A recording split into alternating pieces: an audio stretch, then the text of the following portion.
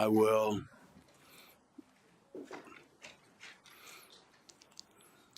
call this meeting to order.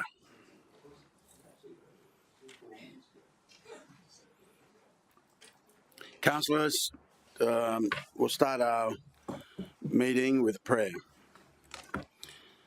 Heavenly Father, grant that we who would seek to serve you may have the wisdom of your Spirit, the guiding of your hand, and the grace to serve together for the prosperity of our city through Jesus Christ our Lord. Amen. National Anthem.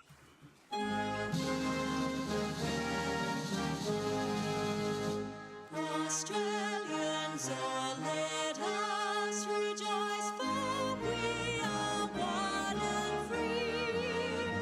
We've golden soil and wealth for toil, our home is God by sea.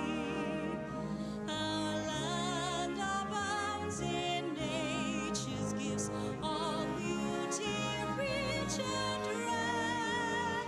In history's page, let every stage advance Australia fair. In joyful strains that let us sing, advance Australia fair.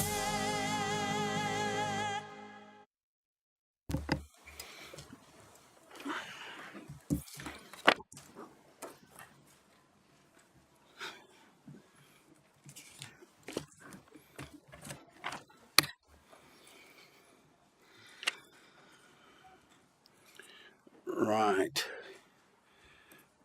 Attendance and apologies, nil. Leave of absence, nil. Condolences, I go to Councillor O'Neill. Thank you, Mr. Mayor. I ask for a message of condolence and message of sympathy be forwarded to Mrs. Nola Craig and family on the recent passing of Merv Craig. Seconder, Councillor Tozer. Thanks, Mr. Mayor. Mr. Mayor, Alan Mervyn Craig, better known as Merv, was born in 1933 and lived the majority of his life in Currumbin Valley. His family home bordered Currumbin Creek, where there is now a bridge named Craig's Crossing. Merv was a humble banana farmer. But in 1967, Merv was elected to the Albert Shire Council and served for almost 30 years as councillor for the Currumbin Division. And in 1973, Merv was selected by that council to be chair of the planning committee, just as the council was preparing its first town plan for the whole shire.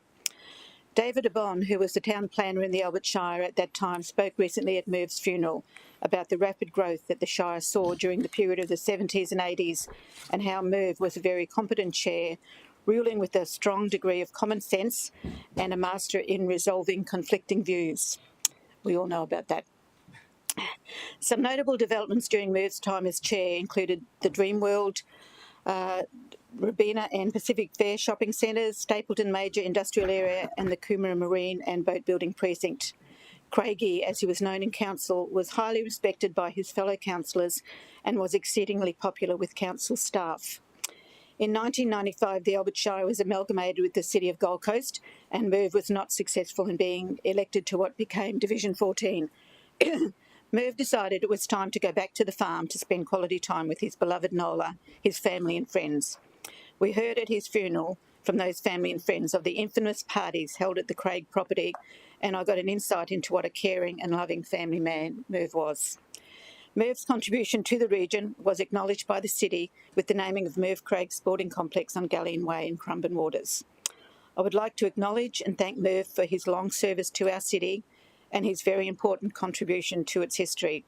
Merv will be greatly missed by his family and friends. Vale Merv Craig. Councillor Tozer. May I be added to the condolence, please, Mr. Mayor? You're added. Councillor Martin added. Councillor Gates and Councillor Peter Young. Okay. All in favour, show of hands. Against, motion carried. Next condolence, Councillor Gates. Thanks, Mr. Mayor. I'd like to move a motion of condolence and ask that a message of sympathy be sent on the passing of Betty Kathleen Wilson. Seconder, Councillor Fowler. Thanks, Mr Mayor. We farewelled Betty Wilson on the 16th of January. She had passed away the week prior during her recovery from a fall. Betty lived in Hickey Street, Coomera, since 1965. And so for 60 years she contributed so much to so many at Coomera and further afar. Betty started the Coomera State School tuck shop, and she was a long-standing and much-loved member of the Coomera branch of the CWA. Her incredible knitting skills were renowned across the region, and Betty not only donated her creations to local charities, but volunteered her time and often purchased other items simply to support the charities as well. A wonderful life well lived. Betty will be sorely missed by us all, and we offer our sincere condolences to Betty's 5 children and extended family. Thank you. Councillor Farrell, added. Okay. Right, put the motion to you. All in favour, show of hands. Against, motion carried. Dear Betty. There's no other motion. I'll move to Mayoral Minutes, which is nil. Councillors, yep. So we'll now go confirmation of minutes. Move receive of minutes. Anyone? Councillor Tozer, seconder. Councillor Gates. All in favour, show of hands. Against, a motion carried. For adoption, before we adopt the minutes, any corrections, anyone? Move for adoption. Councillor Tozer, seconder. Councillor Gates. Put the motion to you. All in favour, show of hands. Against, a motion carried. Mayor's report. So it goes back to December, councillor. So I'll keep explanation brief, but a more lengthy one will be included in the minutes for your indulgence. 4th of December, opening of Trip Hotel by Wyndham. I think Councillor Gates in attendance. Councillor Patterson also in attendance. This is part of the $3.8 billion Imperial Square development in Southport. It's a 4.5-star hotel featuring 225 apartments. And this is basically a combination of when we expanded the priority development area. I've granted permission to media to take stock video, so any of you, men included, needing some lippies on, you've got 1 minute to do so. Anyhow, we'll keep going. So congratulations to Robert Bellotti and the Azura investment team for moving ahead, and I think they're moving to the next stage, which is a very tall project. Surf Life Safety Campaign started 12th of December. The city launched it together with the Chief Lifeguard, Chris Maynard, and Will Ashley. Next one is Australian Triathlon announcement. I joined the Australian Triathlon CEO, Tim Harradine, Olympic Matt Hauser, and Paris Paralympic Jack Howell, and to launch this Australian Triathlon. It's a 7-year partnership, and so it's another big event will be here on the Gold Coast. Nature-based tourism announcement on the 17th December. The city secured the 63.17 hectares of land at Springbrook. Dreamworld Rivertown opening. I think I'll go to Councillor Gates. There's a few items that, as acting mayor, that over to you. Thank you, Mr Mayor. Dreamworld had the fantastic Rivertown opening. It was a new $55 million feature ride and a whole precinct, including a new restaurant as well. It was quite interesting because Gary Weiss, who's recently joined one of our boards, was there, and he said to me, I hate rides, but he said, I've been on this and it's a family-friendly ride, so you should go. So I went and I was absolutely terrified. It goes up a very steep track and then you drop backwards, and I had no idea that was going to happen. And honestly, you can see my face there. I was a little frightened about what was to come, but I was a lot more frightened when I got off. But I got a microphone right in my face and they said, "How was it?" And I wanted to support Dreamworld, so I said it was exhilarating. It was terrifying. Anyway, congratulations to Dreamworld, because it's an incredible addition to our city's entertainment offering, and I'm sure there'll be lots of visitors who enjoy going backwards down a steep drop. It goes 3 different ways. You don't know which way it's going to go. So it's the first ride that has a turntable that offers 3 different ways. Anyway, It was great. So I've had a fun time doing the things that you would normally do, Mr. Mayor. I then went out to the studios at Helensvale, the Pinnacle Studios, because they're filming Monarch, The Legacy of Monsters, the second in a series. And I wish everyone could have seen the benefits of the film industry to our city, because the whole road was full of trucks who were providing different services, and it was absolutely amazing. And during the visit, I got to see the sets. They're all built by local companies. Local companies provide all the support services, and there's huge employment that results from their filming in our city. I met the producer, the executive producer, Jen Roskin, who's the 1 second from the right. And she couldn't speak highly enough about our city and what it does to encourage filmmaking here. So they're looking all the time to come back.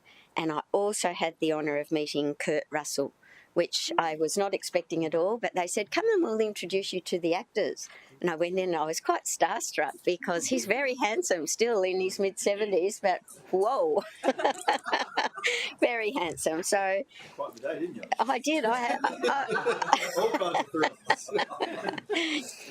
And then, Mr. Mayor, on Saturday the 18th of January, I went down to the airport to officially welcome the first Hong Kong Airlines flight in 6 years. So that was a fantastic event with line dancers, and we were there to greet all of the travellers as they came off that first flight.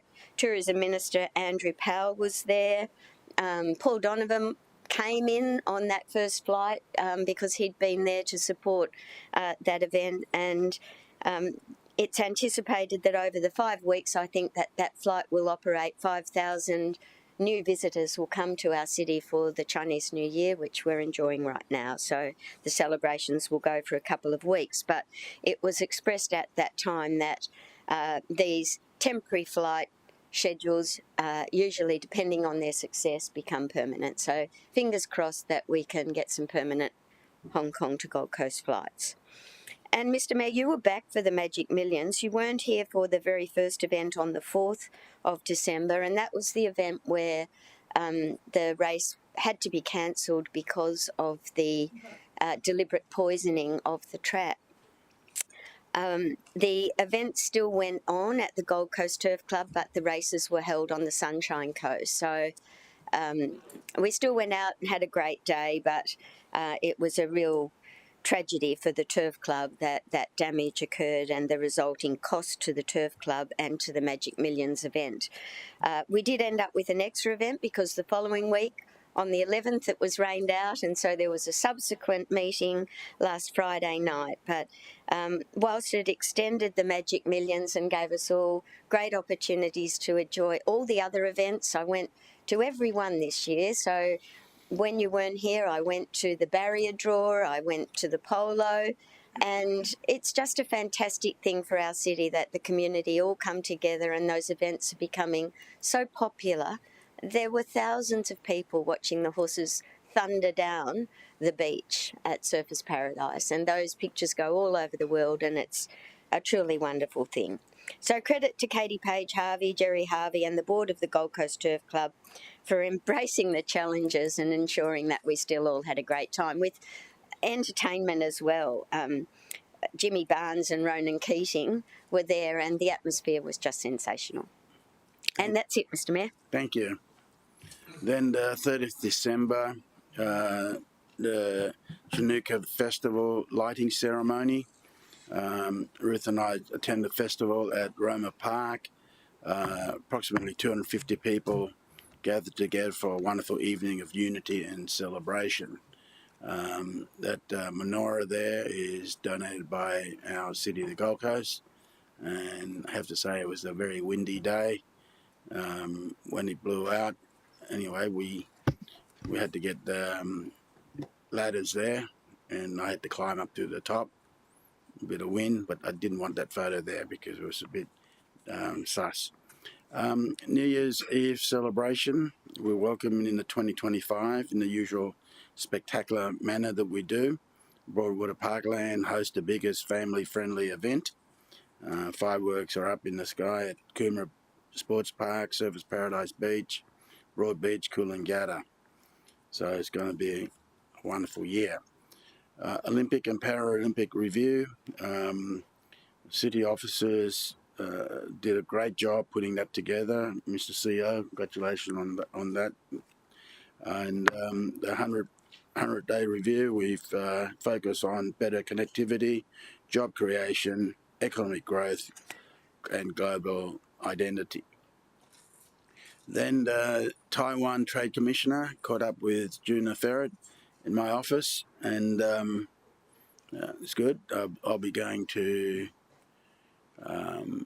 Taipei and Tainan in, I think, April, May, and I'll be attending the World Masters sports, and looks like I'll have a crack at rugby there, just stir them up a bit.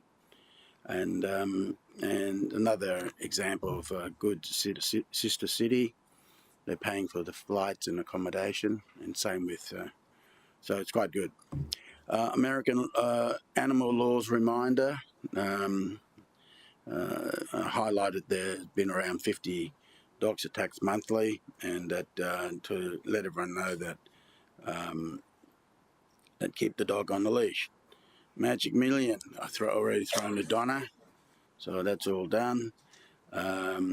Games Independent Infrastructure Coordination Authority, caught up with some board members and the chairman, Stephen Connery, and we showed them of the 100-day review, and basically we're here to help make the games really go as well, and we'll see what comes out of it. Mission to Da Nang, Vietnam. I was asked to be keynote speaker to 2 different forums, and so that's Mayor La Trung Chin. We discuss economic tourism and cultural ties. Of course, we share about tourism. Their city is very, very similar to the Gold Coast because it's a coastal city, and so yep, and they met with airfare and accommodation. Right. Recent event on 25th of January, Indian Republic Day celebration, 76th Republic Day at Southport Community Centre. Traditional performance, dances. It's always very vibrant with the Indian community. Australia Day began the day with welcoming 379 new Australian citizens from 64 countries. Then we went across to Hotta, and we had activities there, kids' activities, food trucks, and finale with fireworks. Lunar New Year celebration, Wednesday 29th of January, Southport CBD. We'll come to life on Saturday, that's tomorrow. And so there's going to be dragon dances and fan dancing, lotus origami, wood block painting, Chinese calligraphy. So and it's food trucks. So it's free, so go on down and enjoy the Chinatown. Koala Habitat Restoration, 29th of January. We announced that we acquired another 146 hectare up near Pimpama, and which connects Koala Corridor from Coomera and Pimpama to the hinterland. So it's another great acquisition by our city. Then, due to efficiency, the city was able to find 47 vehicles that was underutilised. We made a decision, councillors, right, to really give it to not-for-profit communities, organisation that help people get around, and the first one that got it is You Belong, and they'll be able to teach driving lessons and for those people who's in need. Director General of Taipei, caught up with him, Director General William Fan, caught up with him yesterday. So we're talking about what else we can do together with our sister city in Taipei. Gold Coast Women's Business Lunch, Donna and I went there. We hosted members who won 2024 Business Award winners and listened to their journey and some of the wonderful achievement that each individual, very broad, right through different industry, and we're in good hands. We've got top class ladies who are leading the way, so it's a privilege to be there and listen to their journey. And last night we did the Control Entities Welcome event, and from the board members of Experience, Invest and Brand Gold Coast. And I think it was successful because some board members didn't know each other from that part of it, and some councillors get to meet some of the board members as well. And during that part, the announcement is that our Palette restaurant with Chef Diane, and they are now a 3-hat restaurant, the only one on the Gold Coast. So congratulations to Diane and his team members there at Palette. So I highly recommend it. I mean, it's one of the best food you can get, and the numbers are going up nicely. So I think for those councillors that came out and joined it, I think it was a wonderful event, and it shows the community spirit, that have a go spirit on the Gold Coast is alive and well. Councillors, I move that the Mayor's report be welcome and noted. Seconder, Councillor Gates. Put the motion to you. All in favour, show of hands. Against, motion carried. Item 7, clarification, nil. Item 8, business arising from minutes. Mr. CEO, you got any? No. No, nil. Presentation. We have Councillor Castro to speak on. We've got an award, haven't we? Thank you, Mr. Mayor. And yes, it gives me great pleasure to recognise the outstanding work of the city's web and digital marketing team. And they've picked up 2 awards for the What's on Gold Coast website, which was launched in June of last year. And the city actually utilises the Granicus web platform, as do many local government and other government organisations across the country. And the Granicus Digital Government Awards shine a spotlight on the impact the government bodies are making across Australia and New Zealand, and the impacts that they're having on their communities. Each year there are 5 categories of awards: Changemaker, Community Engagement, Operational Excellence, Service Delivery and Website of the Year. And as I mentioned, the city has actually picked up 2 of those awards in the 5 categories. The first one being the Changemaker Award, which recognises an individual, team or project that is solving problems in a unique way and delivering results that make a difference in a community or organisation. This award acknowledged the leadership, the vision, the creativity and the dedication of our change-making team. The second award was the big one, the Website of the Year, which is also a People's Choice Award. And this one recognises the use of data-driven approach to strengthen the relationship between their organisation and their constituents through a modern mobile-friendly website with enhancements such as greater accessibility, better website navigation and highly engaging content.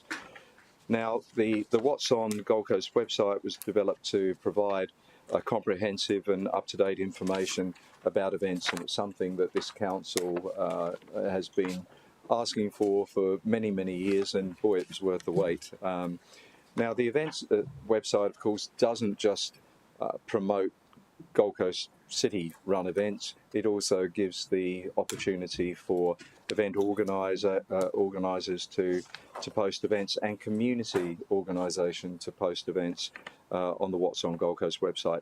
So it's something that has been picked up right across the board. The website was built over 10 months, all using the skills of our in-house team, while they continue to obviously deliver on a day-to-day basis with business as usual. The What's On Gold Coast website has almost 1.5 million views and an engagement rate of 62% in the first 6 months of operation. So it's incredibly impressive. And the web team has triaged over 3,000 submissions from event organisers already. So congratulations to the entire team involved in the project. And the team includes Jill Annier, Danny Sargent, Justin Sterling, Melissa Schultz, Charity Johnston, and Mel Continus. And so congratulations to the entire team for a job well done.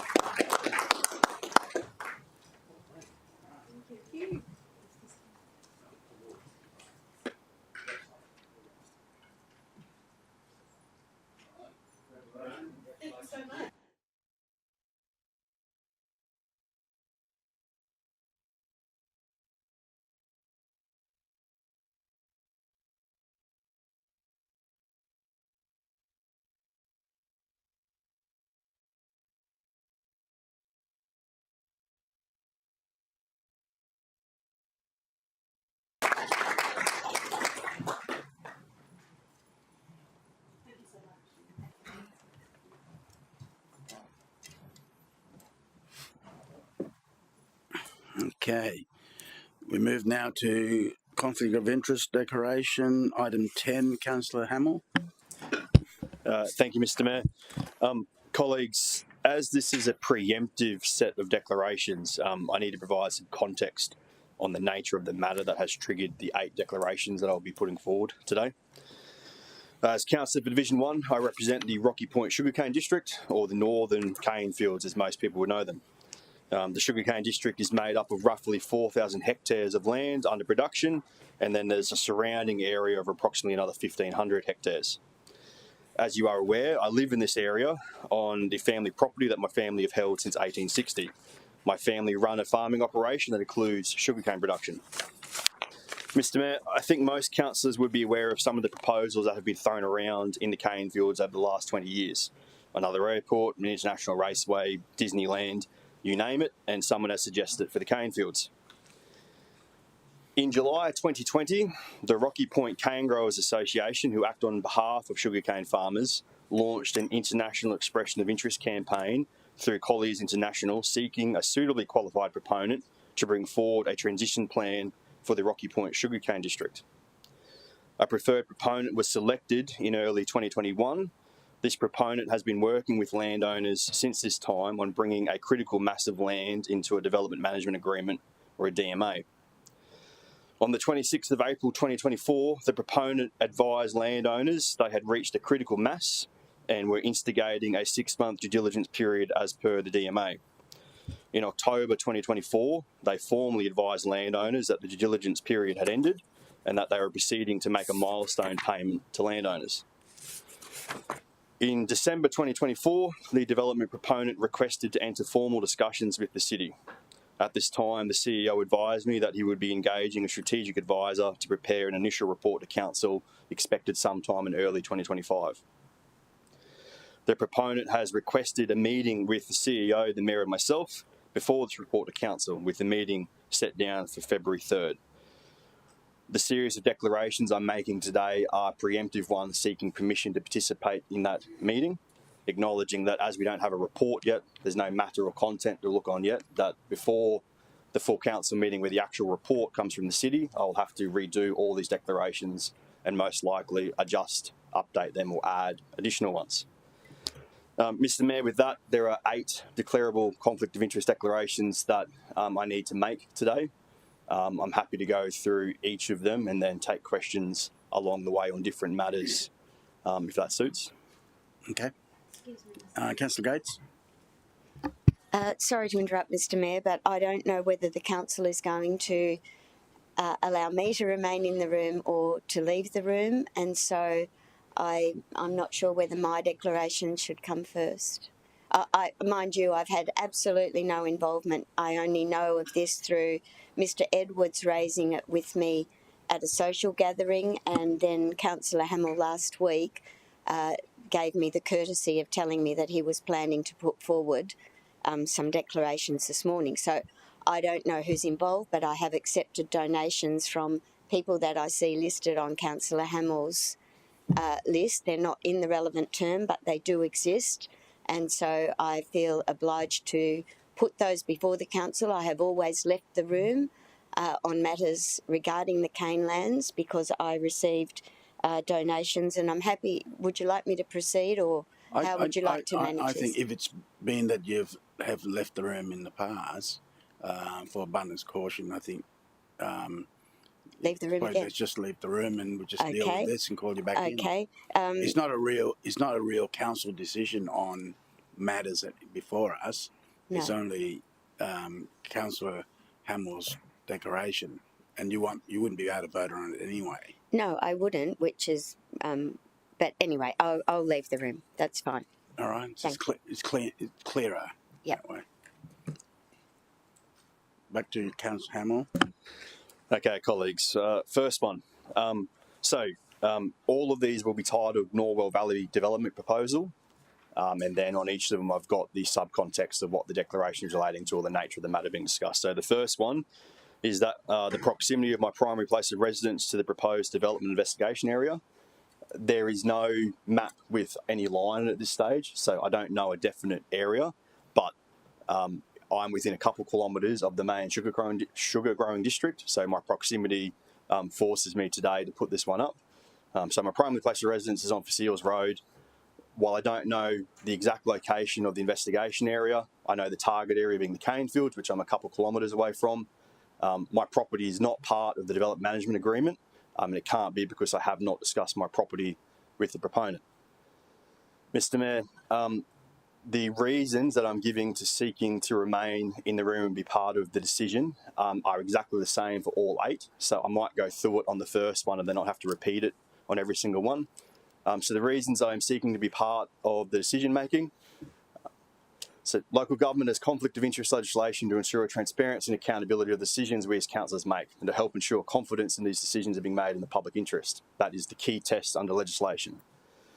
The declarable conflicts on this proposal are vast and varied, and as we go through all 8 of them, you'll come to understand why that point is in there. They are related to me, my related parties. Some of them are directly financial, others are non-financial, some are private, some are commercial. I have offered as much information as I possibly can at this stage without actually having a report with any content or matter to refer to, in the hope of bringing as much early transparency as possible to the conflict. But I acknowledge that you'll see on a couple of the conflicts it's impossible for me to provide exact details of every relationship with individual families when we get to those particular conflicts. I'm hoping that through being upfront and ensuring accurate, timely and transparent disclosure of all my conflicts that I can point to at this stage, that I can ensure confidence that any decision I'm involved with on the matter is made in the public interest. I very much believe I have significant knowledge of the sugarcane fields and its surrounding areas, the current industry conditions and the challenges it presents landowners and their businesses.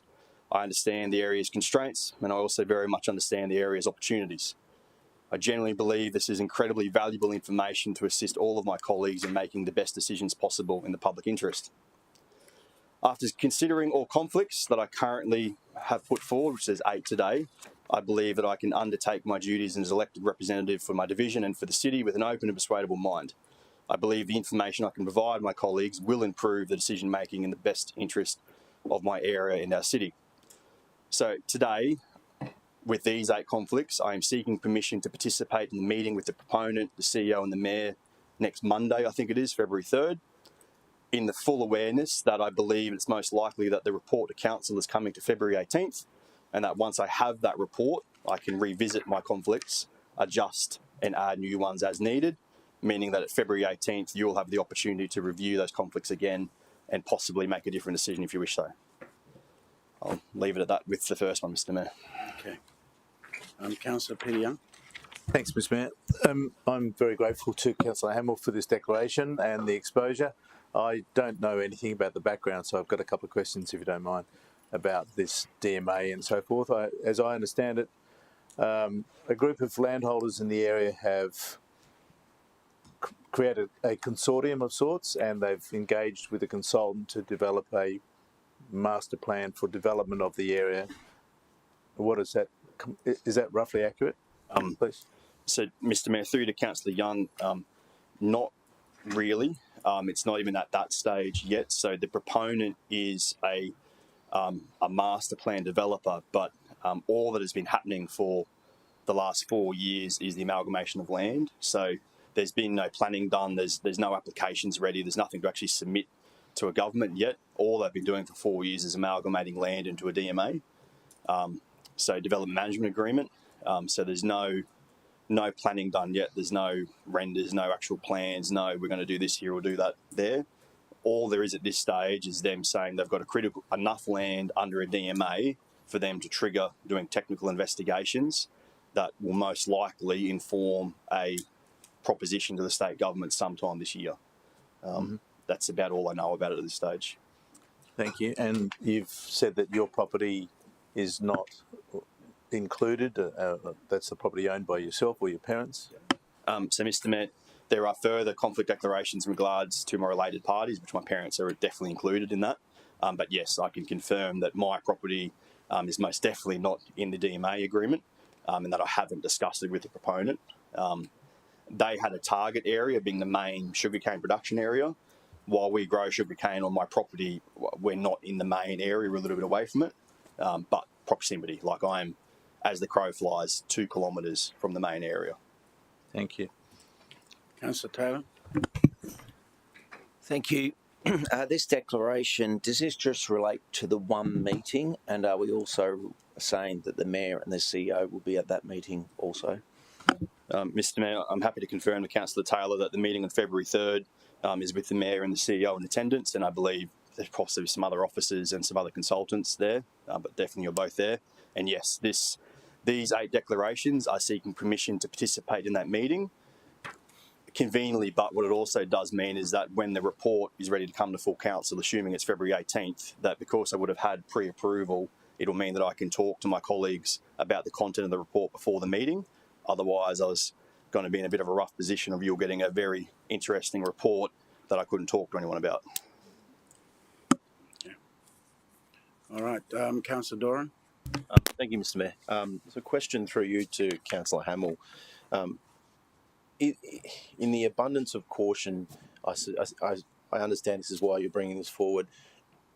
Is the development management agreement, does it contain contractual arrangements with those parties involved at this point to lock in that development management agreement? As I understand it, that's an agreement to develop a certain piece of land that parties would come together. I just want to know if there's any formal contracts in place. You've mentioned that you're not party to that, but you obviously know of what's being considered.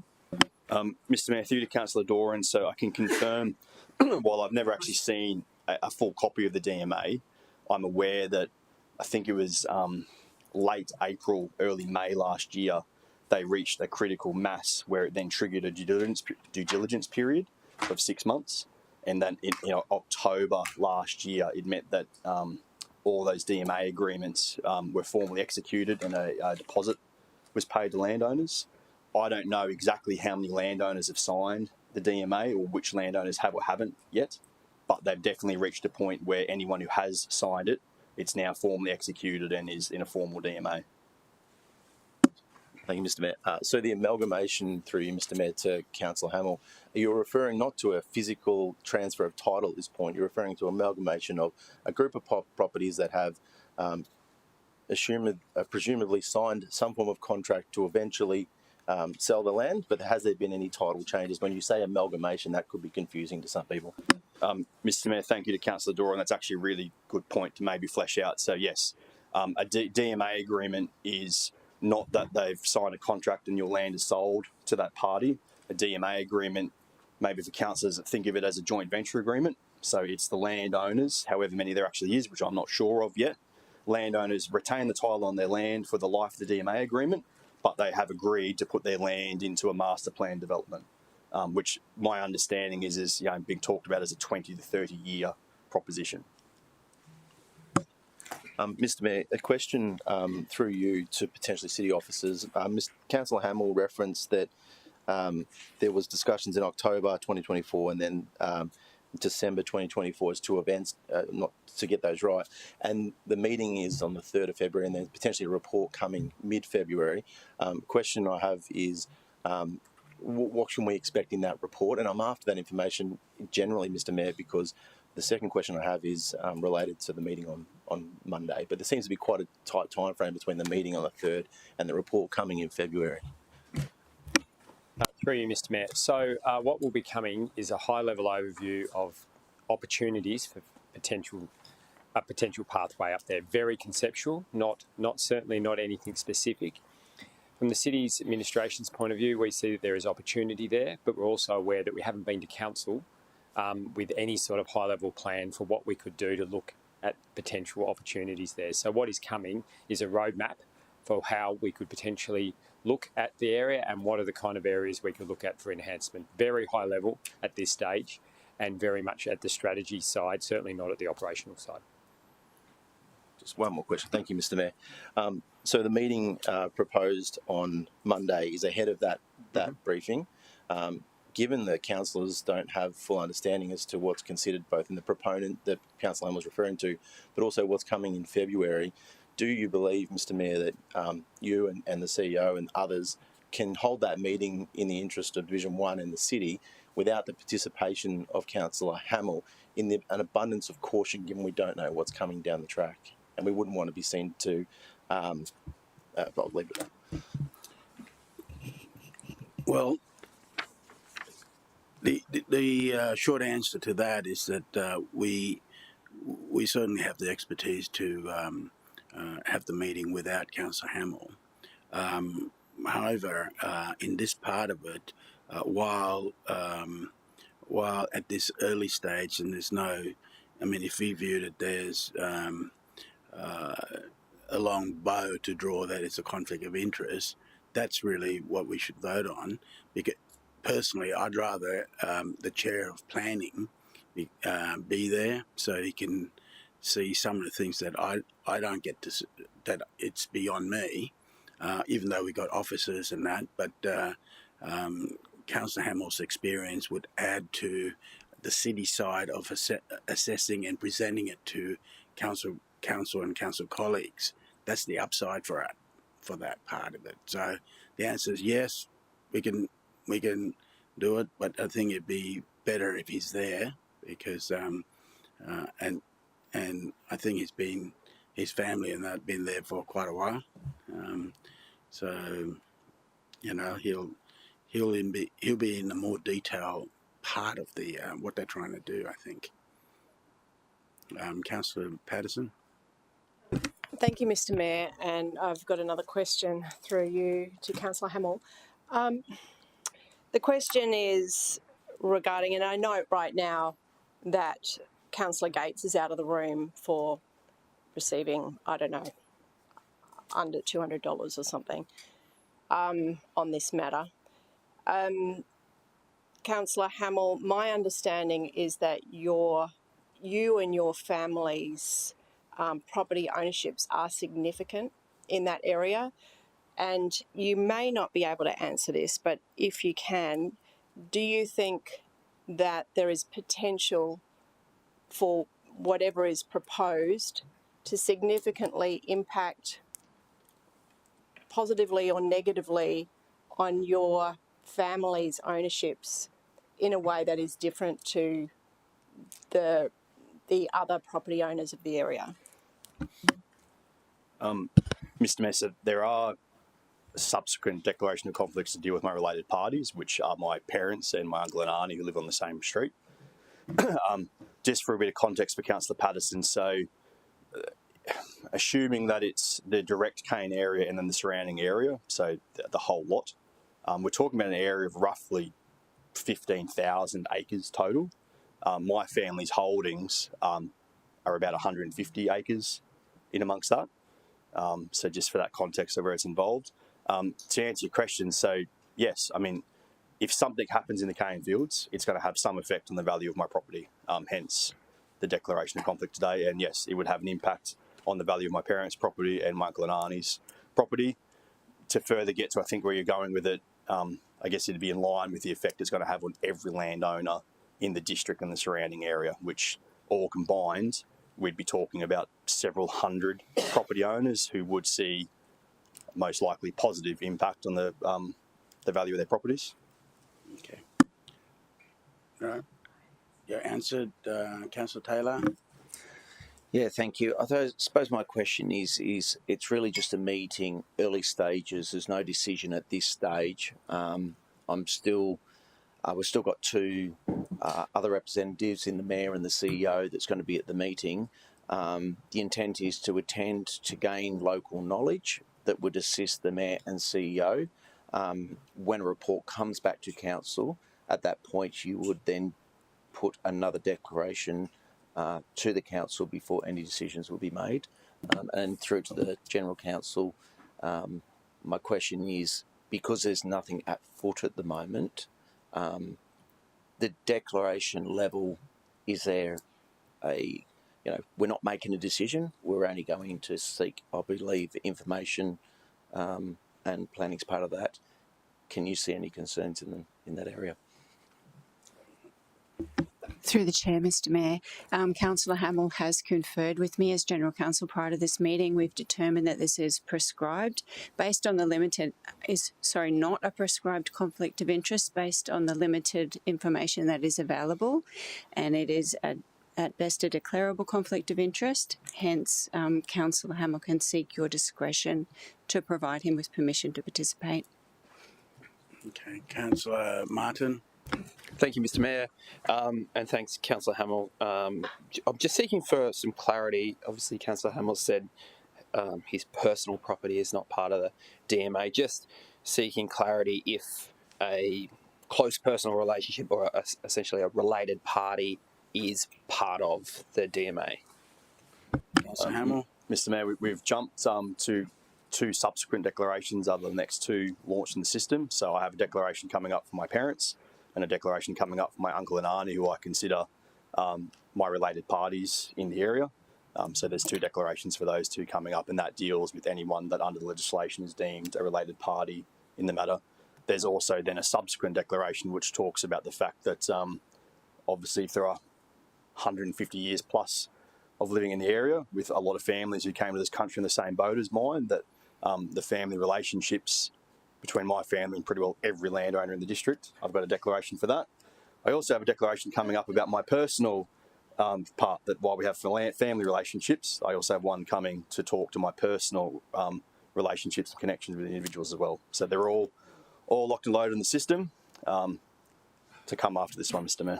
Okay. Councillor Peter Young. Thanks, Mr Mayor. My question's to the CEO, if you don't mind. Given that the CEO will have staff attending the meeting, are the staff able to keep some contemporaneous notes of the meeting, please? Yes. Okay, I'm satisfied with that. Councillor Taylor. Thank you. You mentioned there's 8 different conflicts that we're going to be talking to, but they all relate to the one meeting. So as we go through each of those, obviously we're going to be considering each individual case for you to attend one meeting. So at any point, if we have any concerns in relation to any other matters, that could determine if you attend as well. Are we correct to saying that? Mr. No, Mayor, I'd say that if in the other ones, if it's a no, the whole thing's no.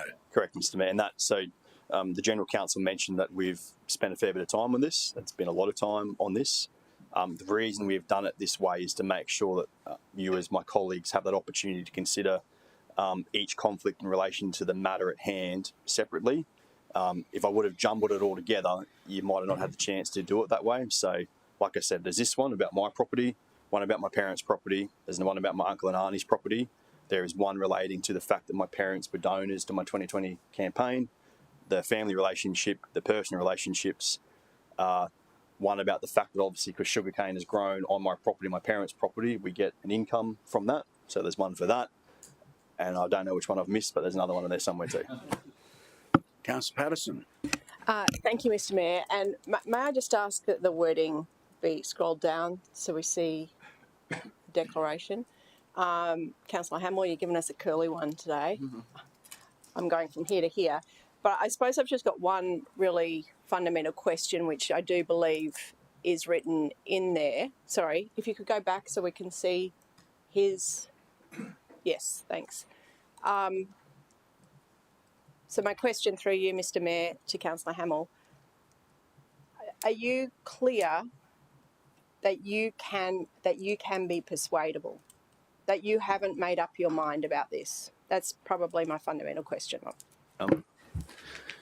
Mr. Mayor, I haven't slept much for a few weeks because this thing has been keeping me up at night.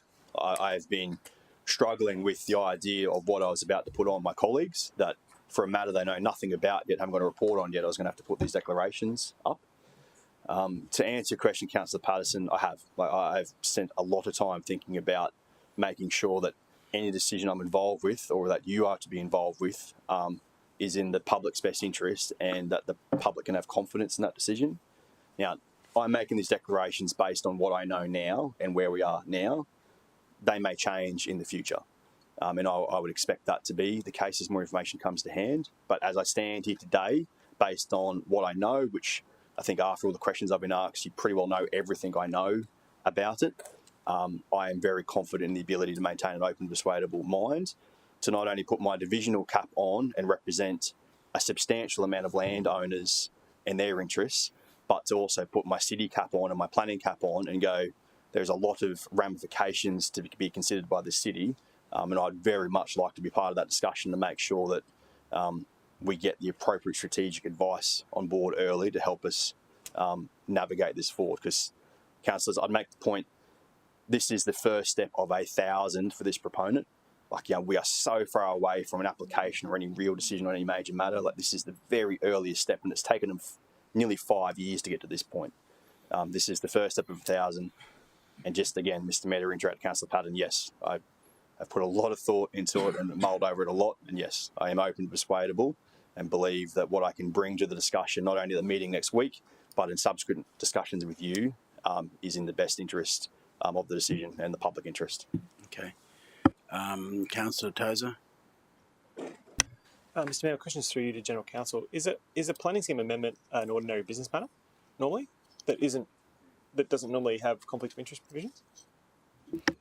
Through the Chair, Mr. Mayor, at this point in time, there's no proposal to amend a planning scheme. There's no defined concept, but amendments to the planning scheme or adoption of a new planning scheme is an ordinary business matter, yes. Thank you. And Mr. Mayor, through you to the CEO, would a 15,000 acre change to land use be considered as a major amendment normally, like practically?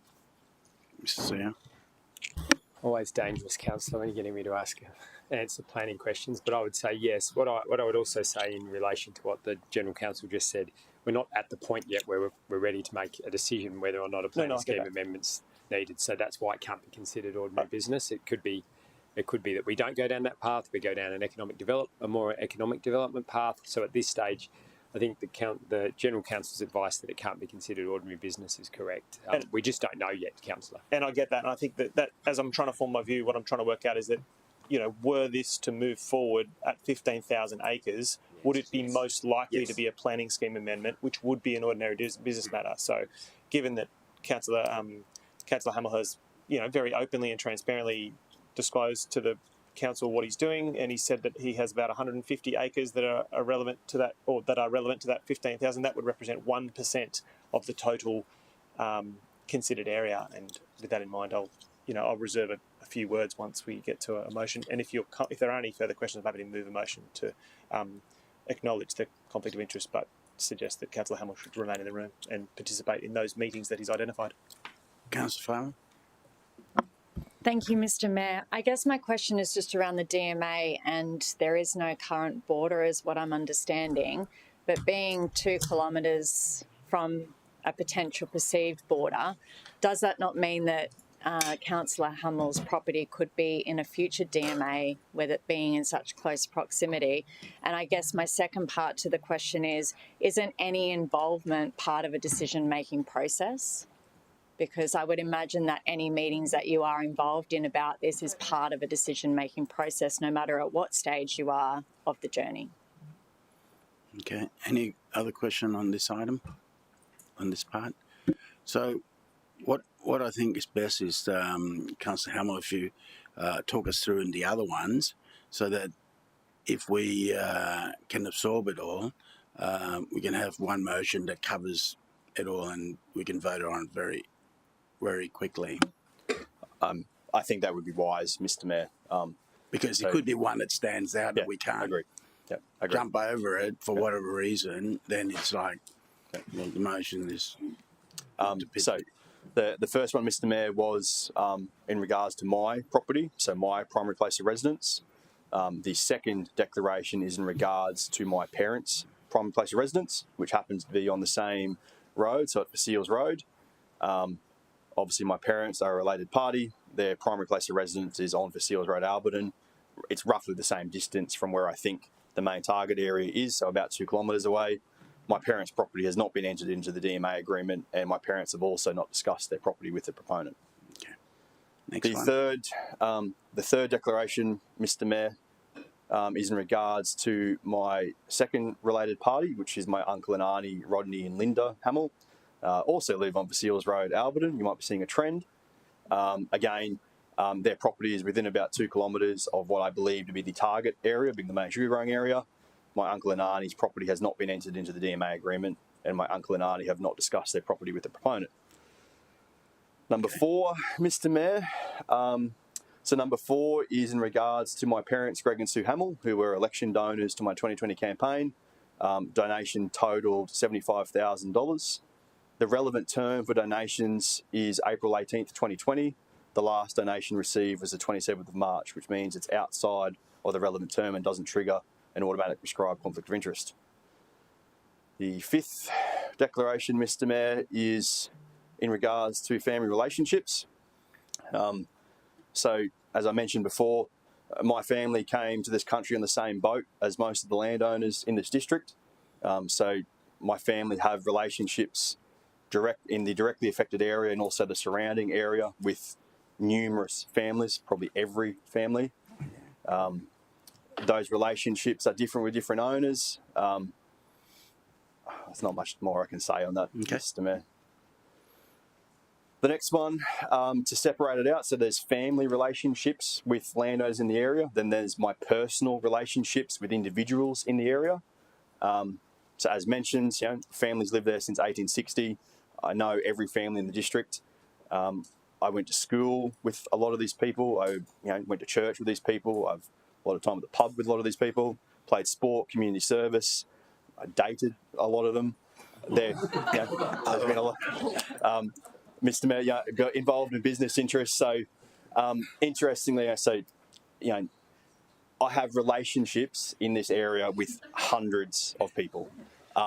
Now, Mr. Mayor, I just want to clarify, because it was a key point in when mulling this through with the General Counsel and with my independent legal advice, was that while I have a relationship and connection with all these people, what was put to me was I needed to consider the strength of that relationship. Were there certain individuals that I should declare because I've got a stronger relationship with them, or a closer relationship, or I've had a business relationship with them?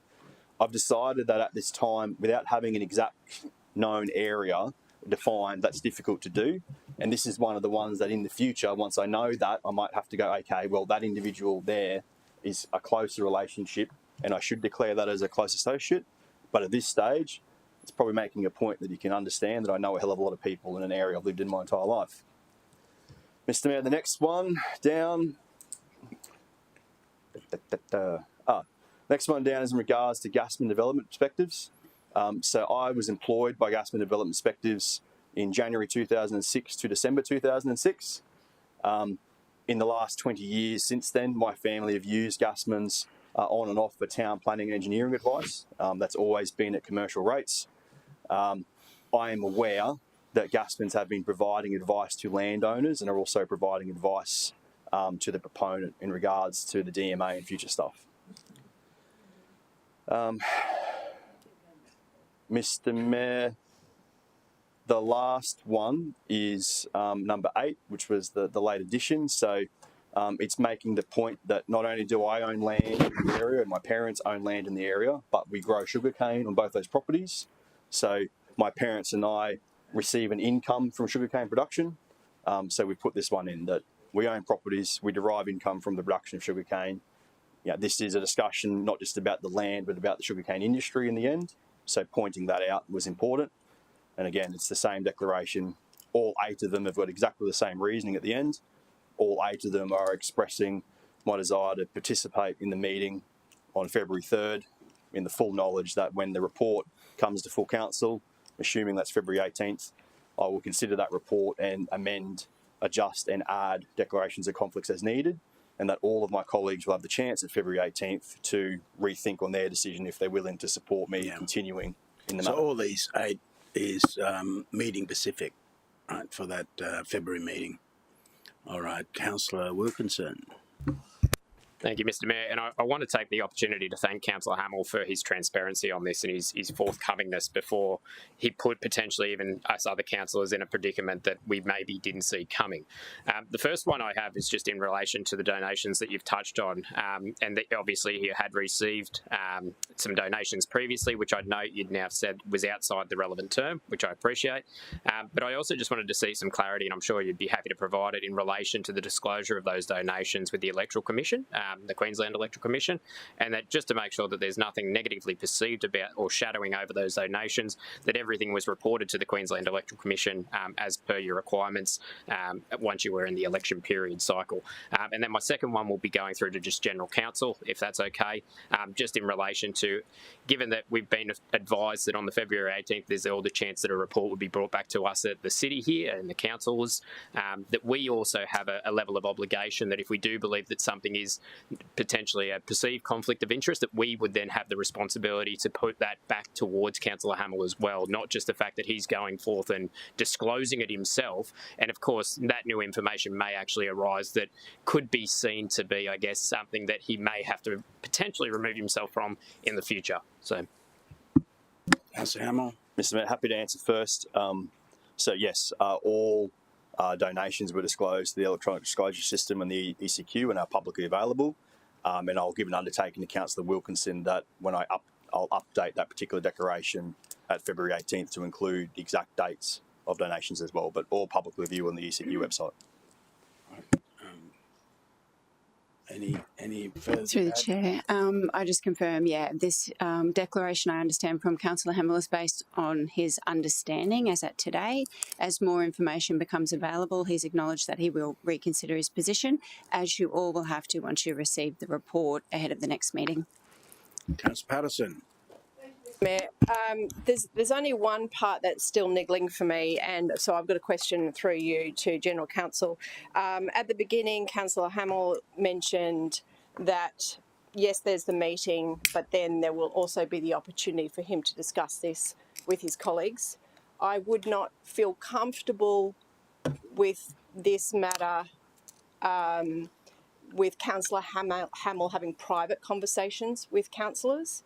And so my question through to you is there a condition that we could make, which is, yes, Councillor Hamill can attend meetings, yes, he can discuss this in planning committee if it comes to that, but that it leaves it to that public environment of committees or witnessed meetings rather than 101s with councillors. I think it's more for a perception thing than anything else, but just wondering if that condition could work.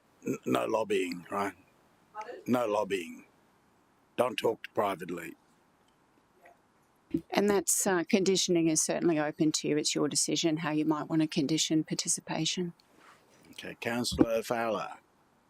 Thank you, Mr. Mayor, and through you to Councillor Hamill. Just following on from Councillor Wilkinson regarding the political donations, and I thank Councillor Hamill for saying that he will be happy to provide that list, but just in the essence of what's before us today, can we confirm if any of those political donations are actually from the cane farmers themselves? Mr. Mayor, happy to. So, no. Donations towards my 2020 campaign are all on the website. My parents and myself pretty well funded the entire campaign. I think there's 2 other donations listed from outside parties. So no landowner in the area made donations. Otherwise, there'd be another conflict up here in relation to it. For sure. Councillor Taylor. Thank you, Mr. Mayor, and again, thank you, Councillor Hamill, for bringing it to our attention. I know it was mentioned that we are decision maker, and being at the meeting could be a conflict, but I think for me, there's 15 councillors here that are the decision makers, and during the process, we'll all have an opportunity to understand where each of us sit in that process of making those decisions. I think it's important that we do get the right information during that journey. We've got a current councillor that has been transparent, raised a declaration here today. We're talking about a meeting for Monday with the current Mayor and CEO that will be taking notes. I do take concerns about the lobbying around after the meeting, but I think from my perspective, it'd be really important that we get the right early information, and as we step through the process, we have the ability for any of us to declare interest so that we, 1, make the right decision, and 2, be open and transparent. So I'm supportive for a meeting on Monday. I'd like to flesh through how we get between that meeting and obviously the next council meeting. Okay. Right, Councillor Tozer, let's go back to the first one, but you said you'd like to add some words. Mr. Mayor, I'm happy just to move that some standard wording that despite the conflict of interest as disclosed, Councillor Hamill should participate in decision making up to the time of the report being presented to council. I think there might be one about public benefit. The public benefit of his participation far exceeds the interests that he may have at this point in time. And I'd want to add this to the motion, but I'll wait for a second and I'll speak to it. With the note, I think the notes are kept. So I think the motion that I'm hoping is that we'll be limited by the time as opposed to any other activity. So once we hit the date he gets a report, then he'll be required to come up. Well, these motions is specifically for that meeting. Yes. That's all. Yes. Correct, yeah. So any other meeting that will be coming back here? Councillor Hamill has already said that he's willing to come back and have another conversation about this after the 2 meetings that he identified in his disclosure, and I think that seems fair and reasonable. Mm-hmm. Councillor Patterson. So if I can, through you, Mr. Mayor, to General Counsel, just so that I'm clear, if this is done without that condition that I requested, is that sufficient to say, okay, it's just for that meeting and that Councillor Hamill wouldn't be engaging with personal discussions? Or do we actually need to make it clear? Because I think, yeah, anyway. Through the chair, for clarity, if you don't want those conversations to happen, it would be better to record it as a condition, is my view. Are you open for that? I think that the nature of this development and its current phase we should allow Councillor Hamill to gather information for the benefit of his community. Yeah. I think that's the right way forward. I don't think we should preclude him up to the point, up to the point where he's able to attend meetings, he's able to gather information, he's able to, talk to people about the situation. We think we should preclude him up to the date where we receive a report, which I think is February. But talking about outside the meeting, in your right to say, no, I'm not going to meet with you, but for my case, because he's our chair of planning, I want to discuss some things. Go, mate, this thing has come up. Can you come over and clarify something for me? You know, since 1860, I don't want to be going, oh, there's a motion there that a councillor can't. I mean, after all, I am a councillor, right? So I don't really want that condition there because that prohibits me to dig down further. I don't know. I'm not sure if I've got a motion yet, but I'm happy to stand or sit as you like. Yeah, relax, sit down. Councillor Martin. Thank you, Mr. Mayor. Just a question on this motion and to you. I wonder if you'd be supportive of minutes being taken of the meeting and that be distributed to councillors following the meeting. I think the CEO will be doing that. Yeah, happy. He'll be doing that. So I don't think you need to have it in there because I don't want it to have the minutes there anyway. So, sorry. Okay, so moved by Councillor Tozer, seconded by Councillor Castro, but we've got one more question. Of course. Oh, no, well, you can't now. Councillor Tozer. Mr. Mayor, before we just move on to just opening a very brief debate, I just want to get the wording of that. Councillor Hamill may participate in the decision despite the councillor's conflict of interest because the reasons provided by Councillor Hamill demonstrate his participation. His participation would improve decision-making in the public interest. And don't worry about he may have in this matter. Yeah, full stop there, good. So loosely what we're saying by the motion, which is now live as I understand, is that the process of gathering information is captured within the words decision-making, Mr. Mayor. So decision-making commences whenever it happens, according to the definitions in the relevant act. Decision-making isn't when we just make a decision or when there's a decision to make. It happens throughout the entire process. And so the reason I've used decision-making or participate in the decision is because the gathering of information is that decision process. And we need to afford Councillor Hamill, based on his disclosure, his transparency and his willingness to represent the interests of his constituents, we need to give him capacity to do what he needs to do, gather the information he needs to, up to a certain point in time where he has committed to coming back and revisiting it. And also, I think the protection that council has with the motion on the floor is that the activity that is occurring has not matured to a point where it can really be defined yet. And when that activity naturally and appropriately, evolves or matures to a point where there is more information, Councillor Hamill will be able to revise his declaration, and we as his colleagues will be able to assess his involvement in the process. Frankly, I think we are so early in the process. It's such in its infancy that we really need to provide sufficient accommodation for Councillor Hamill to gather information to help him be informed up to a certain point in time or up to a certain point that the activity changes. Mr. Mayor, I hope councillors support this motion, which I think is now finished. B doesn't exist anymore. Yeah, as far as I know, A is enough.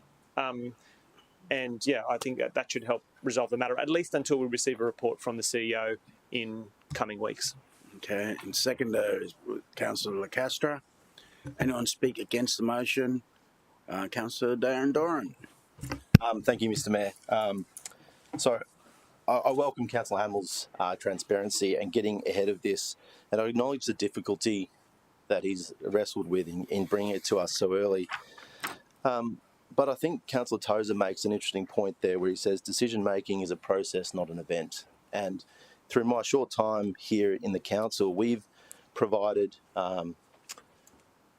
we've gone through conflicts of interest to provide the opportunity for some councillors to take part in meetings around certain issues well ahead of the event, Mr. Mayor. And we've done that in the interest of not only the council, but also the particular councillor, to protect them from having a perception, even a whiff of a perception of a conflict down the track. And I think that caution sits well within the council's risk profile of conservative in this nature. And I feel as if The meeting being on the 3rd of February and a subsequent report on the 18th of February, and the things that we don't know as of today. And Councillor Hamill's been very open about this. There's been a lot of facts we don't know, Mr Mayor.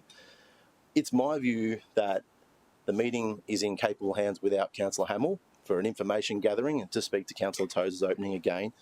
To gather information, it can be gathered without Councillor Hamill. A report can be given to this council on the 18th of February outlining an investigation of that area, aligned with the information gathered on the 3rd of February, protects both Councillor Hamill and the process and the council from not having even a whiff of any sort of influence in any decision making earlier than the councillors get it. I feel as if, in this instance, information can be gathered about the proponents' development management agreement and the land that they've amalgamated. It can be distributed, and then Councillor Hamill can, as he would anyway, come to council ahead of February and say that I've reviewed all the information and here is my updated DCOIs, and we can see whether or not there's actually anything to talk about. This one step just gives that little bit of whiff that is unnecessary in my view at this point, given the meeting is only an information gathering opportunity. So I'm not supportive, and I want to just make it very clear, it is not a reflection on the councillor or what we've done here today. I feel as if it's an unnecessary attendance to the meeting, and we can revisit this again ahead of the next council meeting. So I would recommend councillors take a more conservative approach to this and err on the side of caution, Mr Mayor. Okay. Speaking for the motion, Councillor Lacastro. Yeah, thanks, Mr Mayor. Mr Mayor, look, I appreciate everything Councillor Doran has said, but I believe that there are enough checks and balances in place. And I also appreciate that Councillor Doran isn't casting any aspersions on Councillor Hamill, but I believe that Councillor Hamill has been extremely open about this, and there is no decision as such. This is just a briefing. But Councillor Hamill, to my mind, will have more knowledge in that room, even with the information that's presented to yourself and the CEO and whoever else might be there, than the people presenting the information. So I think it's very, very important that Councillor Hamill can at least point out any facts that might be irregular or might not be accurate, etc. I'm just saying there will be a number of things that could come up in that meeting where Councillor Hamill's presence, I think, is going to be invaluable. This type of thing, would happen a lot in rural councils. So what would happen in a rural council where, the councillor will know absolutely everybody, and it's so important in this situation. This is a bit like dealing with if we look at that pocket, it's like dealing with a regional council issue, and I think it's imperative that the area councillor is there to represent his constituents and understand what is being proposed. When that report comes back, because if Councillor Hamill isn't even part of this meeting on the 3rd, I don't believe that means he could even look at the report. Personally, I don't think he should even be considering it, because we're saying, well, you shouldn't be touching this with a barge pole, you shouldn't know anything about it. I think that would be sending the message that you shouldn't even be looking at February the 18th. If you don't go to this meeting, you don't touch it. We get you out now, and you don't ever come anywhere near it. I don't think that's the right way to go, and I am very, very confident, given the embryonic stage that we're at with this proposal, that Councillor Hamill should be playing a role in this. So I would urge, well, not urge, because it's up to each councillor, but certainly I will be supporting Councillor Tozer's motion. Okay. Speaking against the motion, Councillor Patterson. Mr Mayor, the term open and persuadable has worked very well, and I have taken numerous positions in my head this morning. Councillor Doran has just convinced me, though, and I did want to make a note that although I will not be supporting this today, it is in that for this specific report, and I will totally be looking at it with a new lens for this meeting and I'll be looking at it with a new lens once the report comes. I'm clear that it isn't essential that he be in that meeting. You've said that you're capable there without Councillor Hamill. I think for that initial part, and the part I hadn't considered until Councillor Doran came up, is if we decide at the meeting that actually, no, based on the report, we don't want, then we've already tainted it because Councillor Hamill's already been in that process. So that's why for now I'm going to hold back and say just not for this meeting. Let's review it again when the report comes. Thank you. Okay. Speaking for the motion, Councillor Taylor. Thank you, Mr. Mayor. My view is we're very early in the process. We have got yourself there, the Mayor, the CEO. We are taking documentation down. We are starting at the very process of a long journey that will be very important to this region. Councillor Castro made some very important points about it being a regional area. And I feel in this case, there's 15 decision makers in this room. We're not a small council where there's 2 or 3. There's 15 of us. And the most information we need is we need all the right information during that process. This is the start, and I feel comfortable. Councillor Hamill has been open and transparent from the very beginning, and for the sake of attending one meeting and then bringing a report or considering when it comes to us, I'm very comfortable in support of this motion. Speaking against the motion, Councillor Fowler. Thank you, Mr. Mayor. And I don't think we can compare ourselves to a rural council. We aren't a rural council. And I just think that I agree with Councillor Doran and also Councillor Patterson that it's not necessary to attend this particular meeting. I also note that we have a councillor who has left the room who arguably would have, donations outside of the relevant term of much smaller nature. And I do see that some of the declarations that have been made today feel a lot more significant in nature than Councillor Gates. And so for that reason, I think we should err on the side of caution, wait for the report to come back to Council when we know a little bit more information and then make a decision from there. Okay. Speaking for the motion, Councillor O'Neill. Thanks, Mr. Mayor. I will be supporting this motion today because I do believe that in Councillor Hamill's integrity, and I think there should be in early meetings to find out exactly what's going on, and we'll get that in a report. But I think the most important thing that we should look at down the track, and when Councillor Hamill has to make other declarations, we also have the opportunity then to say, well, you can't.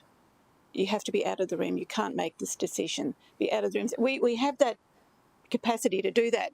So I'm comfortable at this early stage to allow Councillor Hamill to participate in those meetings. But, that may change down the track with his declarations when we know more information. And just remember, we do have that capacity to change our motions as well. Thanks. Against the motion, Councillor Martin. Thank you, Mr. Mayor. Look, I was very much on the fence, and I certainly, I think once more is known, it may be that we all agree that Councillor Hamill doesn't have any conflict, but I think for me, it's just at this point in its formative stages, probably an unnecessary risk, I think, until we know more about the proposal. So I think just in an abundance of caution, the meeting should occur until we know more about the proposal. And it may be that we still decide that there is no conflict, but I just think out of caution, I think Councillor Hamill should sit the initial briefing out. Okay. For the motion, Councillor Wilkinson. Thank you, Mayor. I'll keep mine brief. I think that not having Councillor Hamill potentially contribute to this conversation as of next Monday would be an incredible loss for the city in the sense of his local retained knowledge and his connection to his community. I think he provides an invaluable level of information that could be brought to the table. And again, it's something that's still so early on in the piece, as we could continue to hear this morning, that I think to not allow him that opportunity to contribute would actually be of a detriment, not only to his local community, but to the city as broad, being our planning chair. Additionally to that, I would note that he has conferred with General Counsel, and all the elements of the various acts that we have to comply with and the disclosure elements that we have to consider are being adhered to here. Even beyond that, even looking at things like our donation side of things, he has done the work to make sure that he is actually eligible for this position prior to stepping into today's discussion. Now, I disagree with Councillor Patterson's comment about that a report would be tainted by having him actually be part of that contribution to a discussion. In fairness, I think that we all can make up our own minds when a report is given to us at this council chamber, and that I would certainly, and I don't want to speak for any other councillors in that regard. Clarification, Mr Mayor. I don't think the report would be. I think this process could be tainted. That's all. Okay. Thank you for the clarification, Councillor, because I certainly don't believe that whatever report does get given to us, we would certainly take it on board with the value and the merits contained within that report. I will be supporting this today, and I believe that it's something that, again, Councillor O'Neill even just touched on. If we have concerns later down the track, we have that opportunity to potentially remove Councillor Hamill from any further decision-making processes at that point in time. But I think this is very early on in the piece, and I'll be supporting the motion today. Councillor Tozer to close. Thank you, Mr Mayor. I think it's been an interesting debate about something that's quite important, but there's three reasons particularly that I think councillors should support this motion today. The first is that we are at an early stage information gathering phase of the activity or the event that's occurring, and that information gathering is absolutely crucial for a local councillor to participate in. I think that so far surpasses any risk that might come up, and frankly that we are weighing up the difference between caution for risk and representation for constituencies shows how unworkable the state legislation is when it comes to this. We are afraid of catching one of our colleagues out when there isn't even a DA on the table yet. This is unproductive time for councils in Queensland to be doing. And I hope that the local government minister watches this meeting and sees how frustrating it is that we've spent an inordinate amount of time deciding on a matter when someone's willingly taken a step to be transparent and talk about the interests of their broader community. Second thing I'd say is that having been doing this job now for almost 13 years, I have no doubt in my mind that a 6,000 plus hectare reconfiguration of a land use will either be a state call-in or will effectively be a planning scheme amendment in its sense. I just can't even fathom that it would be dealt with as an individual development application. And in those sort of matters, a planning scheme amendment would be an ordinary business matter where conflicts of interest wouldn't come up. And so I think that because we're at that early stage and the likely path for this development is holistic planning scheme amendment process, I think that puts us in a really difficult position where there seems no real reason why we should exclude Councillor Hamill from participating.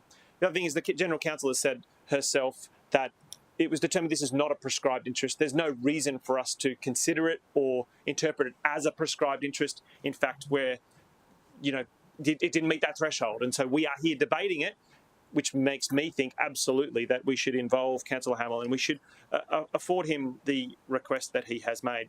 It was also touched on, Mr Mayor, that the Councillor Gates chose to leave the meeting. And when a councillor chooses to leave the meeting, that's got to do with themselves and their own interests and their own past behaviour and their own, in the council chambers, what they've done in the past. That's a matter really for them. There was no reasons. The disclosure before Councillor Gates left the room, wasn't really explicit, except that there was some donations made outside the relevant term. Now, Councillor Gates chose to leave, but that shouldn't be influencing our decision making when it comes to Councillor Hamill willingly wanting to participate in such an early stage information gathering process. Finally, I think the precedent we set today is important, and we talked a little bit about precedent, but risk and caution and things like that. By excluding Councillor Hamill this early in the process, really puts us all in really difficult positions when another matter comes up relating to what will otherwise be a planning scheme amendment. I think it's a bad precedent to set. I think Councillor Lacastra made a very cogent point about the same legislation facing regional councils throughout Queensland and this South East Queensland Council. In smaller councils, they have to face exactly the same pressures that we do here. And frankly, we should consider our position today in the context of those regional councils, because our legislation is exactly the same. In any one of those places, the mayor, who might be a major landholder, would discuss with his colleagues, and I have no doubt that he would continue to be involved in such an early stage information gathering process. Mr Mayor, I hope councillors support Councillor Hamill's involvement in this process, because to not support would really undermine his real capacity to represent his constituency at this such important and early stage of the process. Councillors, the debate's closed. There will be division. All in favour, show of hands.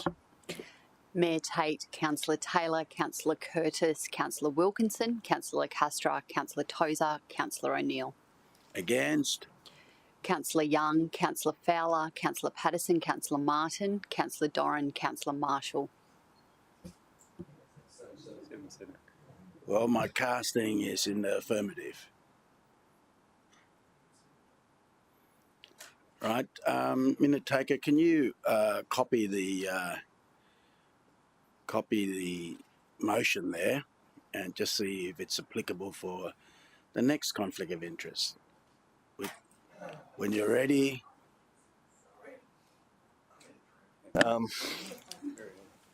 Sorry, what do you want to say? Could we take a 5-minute break? Okay.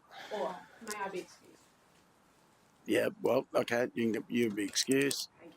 This won't take long. Well, it won't be 7-7 then, right? Councillor Hamill. Mr Mayor, in trying to create some expediency on this matter, I don't feel the need to go through each of these again. Nah. The next one up is in regards to my parents, so that's all I say. This is the one about my related party, my parents, living on the same street. All right, Councillor Tozer. I'm happy to move the same motion. Same motion, same seconder. No, sorry, can I just ask a question? Yeah. Sorry, I'm sitting here thinking this was 7-7 casting vote, which is what, but it can't be because Councillor Gates is out of the room and Councillor Hamill can't vote. Oh. No. So you wouldn't need a casting vote because it's either 7-6 or. I just figured that out. What happened? It wasn't at 7. No. Who didn't vote? So hang on, it couldn't be. Ah. 7-6. Beautiful. Yeah, there we go. Motion carried. Yeah, okay, right. Motion carried. Thank you. And can we record that Mark didn't vote, please? Yeah, please record that Councillor Hamill did not vote. Thank you. Sorry, my maths was awful. Thank you. We've both got there. Good on you. So we hear Councillor Tozer moved the motion. Seconder, Councillor Lacastra. Anyone want to speak against? You don't want to close further? Put the motion to you. Division. All in favour, show of hands. Mayor Tate, Councillor Fowler, Councillor Wilkinson, Councillor Castro, Councillor Tozer, Councillor O'Neill. Against? Councillor Young, Councillor Fowler, Councillor Martin, Councillor Doran, Councillor Marshall. Could you record Councillor? Oh, sorry, you got us mixed up in the first round. Oh, sorry. Do you want me to take the vote again? Take it again. All in favour, show of hands. Mayor Tate, Councillor Young, Councillor Curtis, Oh, sorry. Hands up, nice and high. Mayor Tate, Councillor Taylor, Councillor Curtis, Councillor Wilkinson, Councillor Castro, Councillor Tozer, Councillor O'Neill. Against? Councillor Young, Councillor Fowler, Councillor Martin, Councillor Doran, Councillor Patterson, Councillor Marshall. All right. Motion carried. Please record Councillor Hamill did not vote. We go to the next one. Shall we go to the next one? Oh, I'm happy to move again. The same motion. Same motion. Same seconder. You're still convinced? All right. Anyone want to speak against? Put the motion to you. Division. All in favour, show of hands. Mayor Tate, Councillor Taylor, Councillor Curtis, Councillor Wilkinson, Councillor Castro, Councillor Tozer, Councillor O'Neill. Against? Councillor Young, Councillor Fowler, Councillor Patterson, Councillor Martin, Councillor Doran, Councillor Marshall. And motion carried. Could you please record Councillor Hamill did not vote? Next one. Councillor Tozer? Move. Cut and paste. Seconder, Councillor Castro. Anyone want to speak against? Divisions call. All in favour, show of hands. Mayor Tate, Councillor Taylor, Councillor Curtis, Councillor Wilkinson, Councillor Lacastra, Councillor Tozer, Councillor O'Neill, Against? Councillor Young, Councillor Fowler, Councillor Patterson, Councillor Martin, Councillor Doran, Councillor Marshall. Motion carried. Councillor Hamill did not vote. Next one. Is that 8? Is that all? That's one more, haven't we? 4 more. Go next. All right. Move. Same motion. Seconder, Councillor Castra. Anyone want to speak against? I'll move to take the vote. Divisions call. All in favour, show of hands. Mayor Tate, Councillor Taylor, Councillor Curtis, Councillor Wilkinson, Councillor Lacastra, Councillor Tozer, Councillor O'Neill, Against? Councillor Young, Councillor Fowler, Councillor Patterson, Councillor Martin, Councillor Doran, Councillor Marshall. Motion carried. Councillor Hamill did not vote. Move again for the next motion when you're ready, minute taker. There it is. Seconder, Councillor Castra. Anyone wish to speak against? No, we'll go straight to vote. Divisions call. All in favour, show of hands. Mayor Tate, Councillor Taylor, Councillor Curtis, Councillor Wilkinson, Councillor Lacastra, Councillor Tozer, Councillor O'Neill. Against? Councillor Young, Councillor Fowler, Councillor Patterson, Councillor Martin, Councillor Doran, Councillor Marshall. Motion carried. Councillor Hamill did not vote. We'll go to the next one.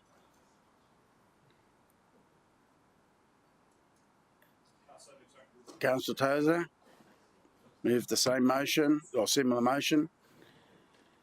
Seconder, Councillor Lacastra.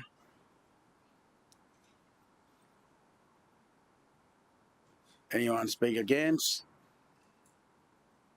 Put the motion to you. Division. All in favour, show of hands. Mayor Tate, Councillor Taylor, Councillor Curtis, Councillor Wilkinson, Councillor Lacastra, Councillor Tozer, Councillor O'Neill. Against? Councillor Young, Councillor Fowler, Councillor Patterson, Councillor Martin, Councillor Doran, Councillor Marshall. Motion carried. Councillor Hamill did not vote. We got one more or 2 more? Last one. So on this last one, it's moved again by Councillor Tozer, seconder Councillor Lacastra. I wouldn't do this, but if I vote the other way, the whole thing falls apart, doesn't it? Because you only need one no. But let's put the motion. All in favour, show of hands. Mayor Tate, Councillor Taylor, Councillor Curtis, Councillor Wilkinson, Councillor Lacastra, Councillor Tozer, Councillor O'Neill. Against? Councillor Young, Councillor Fowler, Councillor Patterson, Councillor Martin, Councillor Doran, Councillor Marshall. Motion carried. Councillor Hamill did not vote. Mr. CEO, could you ask officer to recall Councillor Gates back? Well, Councillor, you want a break?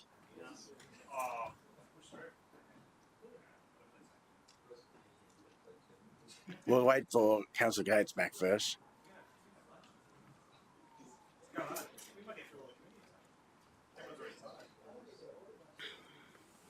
Is there any other conflict of interest? Anyone? Okay.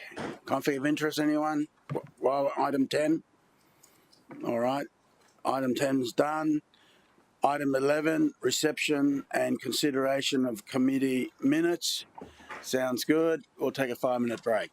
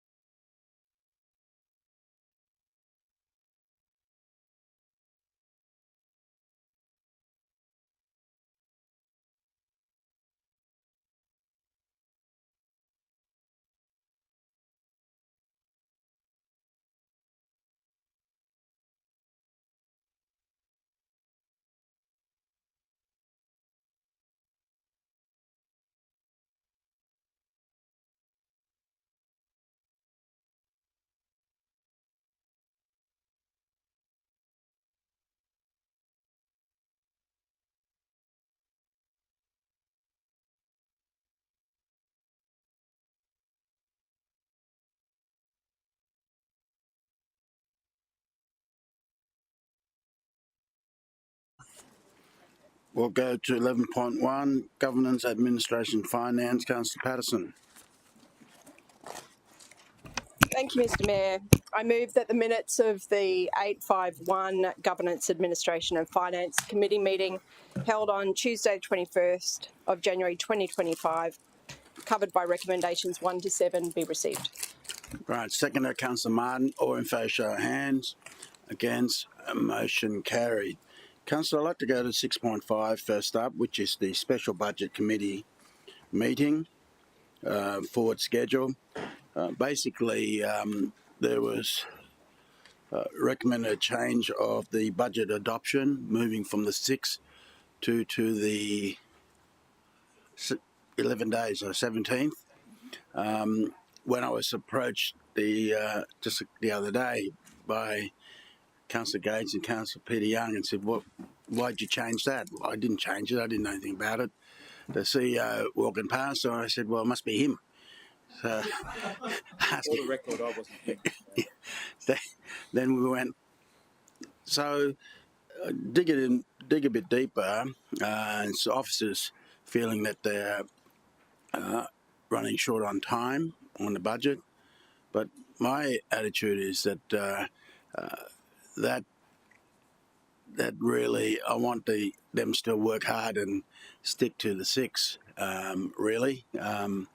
And if it's impossible, all right, then we'll do it then. But meanwhile, I don't want them to just go, all right, we can take it easy. We've got community consultation and other things to do, and we haven't really got into the budget process yet. You can't preempt that we might be so efficient this year that we get to the 6 relatively easy. So, councillors, I move that the 25th, 26th Special Budget Committee meetings and budget adoptions remain unchanged. Seconder, Councillor Patterson. Happy for anyone to speak against it? No, I'll put it to the vote. All in favour, show of hands. Against, motion carried, unanimous. Any other items you want to deal separately, councillors? Councillor Patterson. Mr Mayor, I move that all the remaining recommendations be adopted. Seconder, Councillor Martin. Put the motion to you. All in favour, show of hands. Against, motion carried. 11.2, Lifestyle. Councillor Tozer. Thank you, Mr Mayor. I move that the minutes of the 851st Lifestyle, Environment, Heritage and Resilience Committee meeting held on Thursday the 23rd of January 2025, covered by recommendations 1 to 3, be received. Councillor Marshall, seconder. All in favour, show of hands. Against, motion carry. Any items you want to deal separately, Councillor Tozer? Mr Mayor, I'd just like to take 6.1 out, if you wouldn't mind, and move the committee recommendation. 6.1? Yep. Okay, moves recommendation. Seconder, Councillor Marshall. Thank you. Want to speak on it? Thank you, Mr Mayor. Look, this is very briefly, this is an update to our emergency dashboard. And as we kind of head out of what has been actually quite a relaxing holiday season without storms, it is very much front of mind as we head into the winter season where things will get drier. There'll be some bushfire risk, and we'll be undertaking, during some of the colder months, we'll also be undertaking some hazard reduction burns. But people in our community, at least people in my community, are really interested in making sure that they can be updated really soon when there's a disaster, whether there's a flood, whether there's a storm.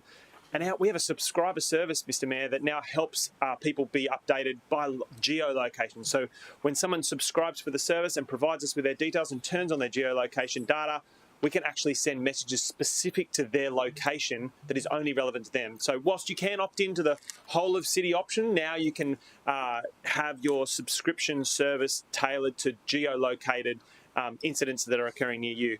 I think it's a really great update. The team have worked really hard on it, and frankly, I hope out of nothing else out of this little opening debate that more people subscribe. I think we've had about 20% uptake in the last 12 months. We'd love to see that grow to everyone in the city who's interested in disasters and storms subscribing to the City of Gold Coast service. Thank you, Mr. Okay, Mayor. anyone want to speak against? Put the motion to you. You want to speak against? No. Let's just get moving. All in favour, show of hands. Against, motion carry, unanimous. All right. Any other items to be dealt separately? Councillor Tozer? Mr Mayor, I move that the remaining recommendations be adopted. I think there was 2 remaining ones. Yeah. Councillor Marshall seconded. All in favour, show of hands. Against, motion carry, unanimous. Councillor, we go to Economic Tourism and Events. Councillor Castro. Thank you, Mr Mayor. I move that the minutes of the 851st Economy, Tourism and Events Committee meeting held on Thursday, the 23rd of January 2025, be covered by recommendations 1 to 3 be received. Seconder, Councillor Gates. Put the motion to you. All in favour, show of hands. Against, motion carried. Any items you wish to deal separately, councillors? Councillor Gates. Thanks, Mr Mayor. 7.1, if we may. We're going to 7.1. Do we need to go to close? Yes, Mr Mayor. You'd like to move? Go to close. Move. Seconder, Councillor Hamill. All in favour, show of hands. Against, motion carried.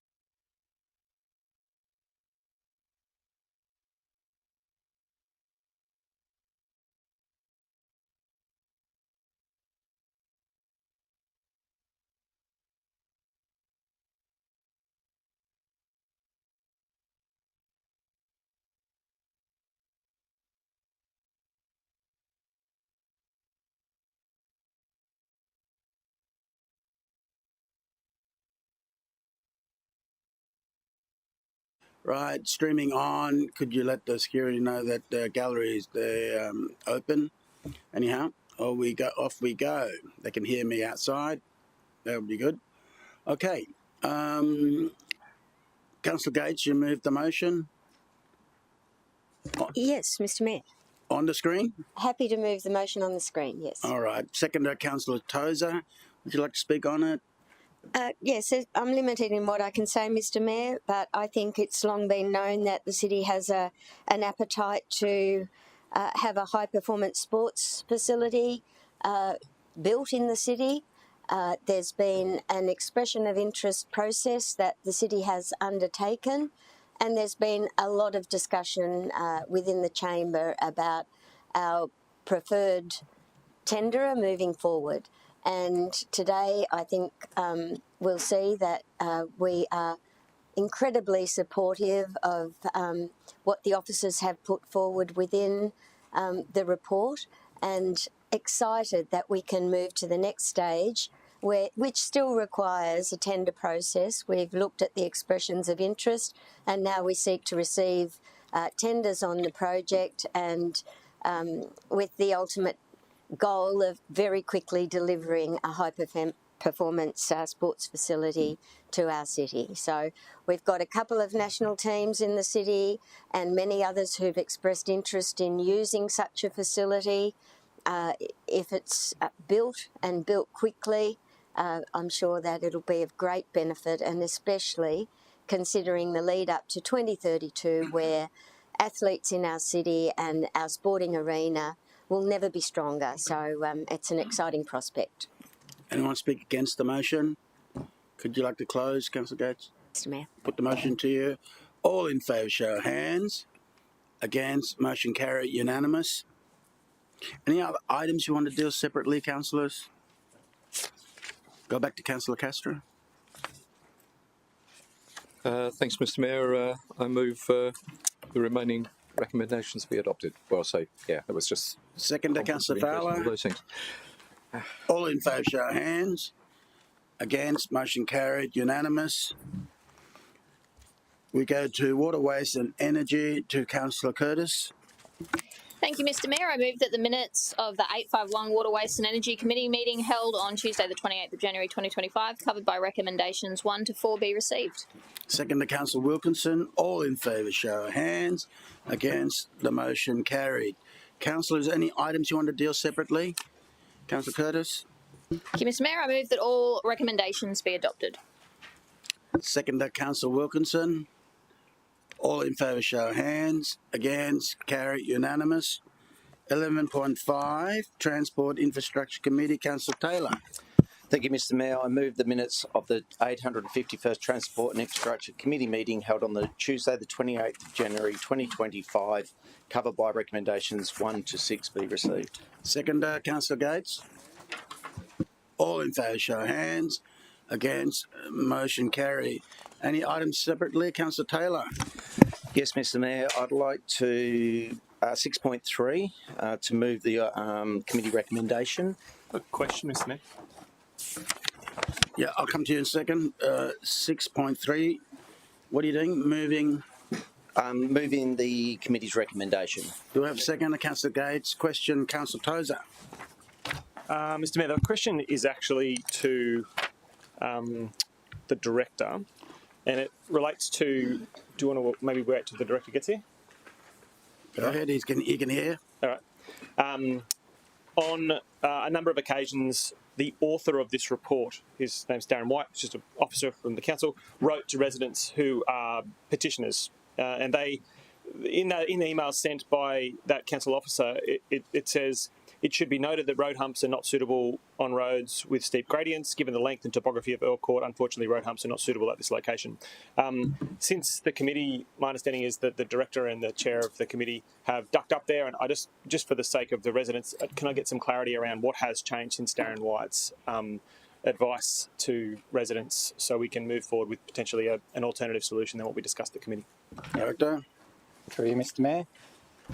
Yes, councillor, since that original correspondence, we have undertaken a site visit. So our officers visited the site yesterday with the chair of committee.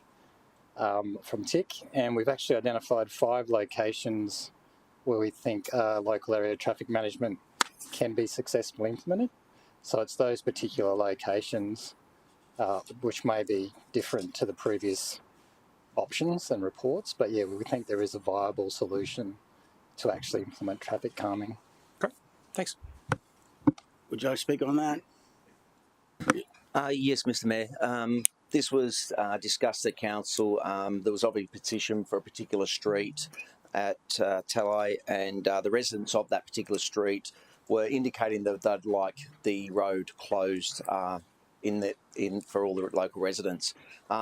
During the debate, we spoke about options of traffic calming, and we also spoke about other residents in the area that may need access to that particular road. From the committee's recommendation, that we didn't rule out not closing it off, but we wanted to make sure that other community residents in the area were part of a community consultation in relation to closing the road off. We did, after the committee meeting, we did go with Michael and his team to look at alternative calming measures for the street, and there has been a couple of options that could be considered moving forward, depending on our recommendation today. But we want to make sure that our streets are maintained for all users, not become a private street for individuals. There's other residents in the area. The particular road many years ago was acting as a cul-de-sac or a one-way road. But over the time, the city has grown and there are many users in that particular area. So we want to make sure that all residents are part of any consultation if we do close down the road. But we have also looked at options for other calming measures that can assist in slowing traffic down and hopefully not using it as a rat run that the current residents have concerns with. Okay, speaking against, Councillor Tozer. Mr. Mayor, thank you very much. This has been a process that's been going on for 8 years with my office, or longer sometimes. About 40 years ago, Earl Court was constructed as a cul-de-sac, just about 40 years. Access was made for convenience once the panorama, which is to the north of Earl Court, was delivered as a subdivision, and they used what's known now as Connection Road, which is at the kind of the northern end of Earl Court, to enable trucks to kind of access through Earl Court up to the panorama and get through. And over a period of time, Earl Court residents were frustrated by this. There's only about 33 residents in the street, and I can appreciate that. You know, residents who live in a given street sometimes have development happen around them, and we need to provide access, and that's appropriate and real and normal. But in 1992, residents from that street said, this is getting silly. The panorama has now been developed. We should go back to the cul-de-sac that was originally intended. And then in 1994, they wrote to us again, and they said, hey, look, we really want this to be a cul-de-sac. It was established as a cul-de-sac. You really shouldn't be using it as a through street now that the panorama has been established. And then in 1997, it happened again. And then there was a subdivision in the nearby area, and the Connection Road became part of Earl Court by council resolution. And frankly, I think that was to the chagrin of most of the people who live in Earl Court, who bought their properties and established their properties up there with a view that it would be a cul-de-sac. And whilst I wasn't there back in the late 90s to discuss what was happening, I was only young and doing silly things elsewhere. It was quite frustrating for Earl Court residents over a long period of time to not feel they had been heard by their local councillor or by the council in maintaining and retaining the cul-de-sac access road type experience of their road, instead it being a through road. And back then there wasn't a lot of traffic, Mr. Mayor. There wasn't heaps of traffic that really, matter that much. It's on the edge of the reserve that's next to Hinds Dam, Mr. Mayor. So it's not a very heavily trafficked area. But over the last couple of years, there's been some really considerable issues. In 2012, when I was elected, residents started engaging kind of regularly with me, seeking to slow down traffic that were coming through. Traffic and development had had increased a little bit more. And I have to say that the residents have been very patient with me as their lives have been impacted by increasing levels of traffic to the levels that we are now seeing, which is around 1,200 cars per day, of which about 30% are non-local traffic movements, and frankly, the community is at odds with some of the officers in relation to those traffic counts. It kind of culminated when like I said, in 2012, people started writing to me, and I started advocating for some traffic calming or some sort of impediment to slow people down and keep the road safe. Frankly, obviously there's cars coming in and out of it's a very slopey kind of steep area. People have very small amounts of space between the front gates of their what are large properties, but the properties aren't large and expanse and flat. They're kind of on the side of a hill. And so there isn't lots of area to park inside the properties, and there isn't a lot of area between the edge of the boundary and the road. In fact, the road right now has a white line down the middle, so people can't even park on the street, and that creates some safety issues. Obviously, a lot of people in that street have children, whilst they all live in, some of them live in quite large and multi-million-dollar properties. Not a lot of them use public schooling. They do have kids, and they're obviously pedestrians sometimes, and they have pets. They have a normal active lifestyle you expect in any urban area. And the street itself is quite unsafe because of its topography and because of the connection that it has for people. Darren's quote, Council Officer Darren, I quoted it before, it should be noted that road humps are not suitable on roads with steep gradients given the length and topography of Earl Court. Road humps are not suitable at this location. I'm really encouraged, Mr Mayor, that both the Transport Committee Chair and the Director were able to go out on site over 8 years of talking to officers and being knocked back on traffic calming. I've been pretty frustrated, but the residents themselves remain quite frustrated with the traffic calming as an option.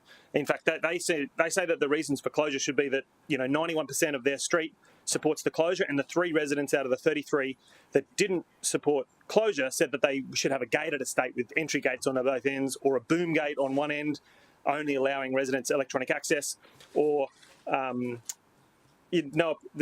last person said no opposition to the closure, but suggest access to the panorama for westbound traffic only, so like a one-way road.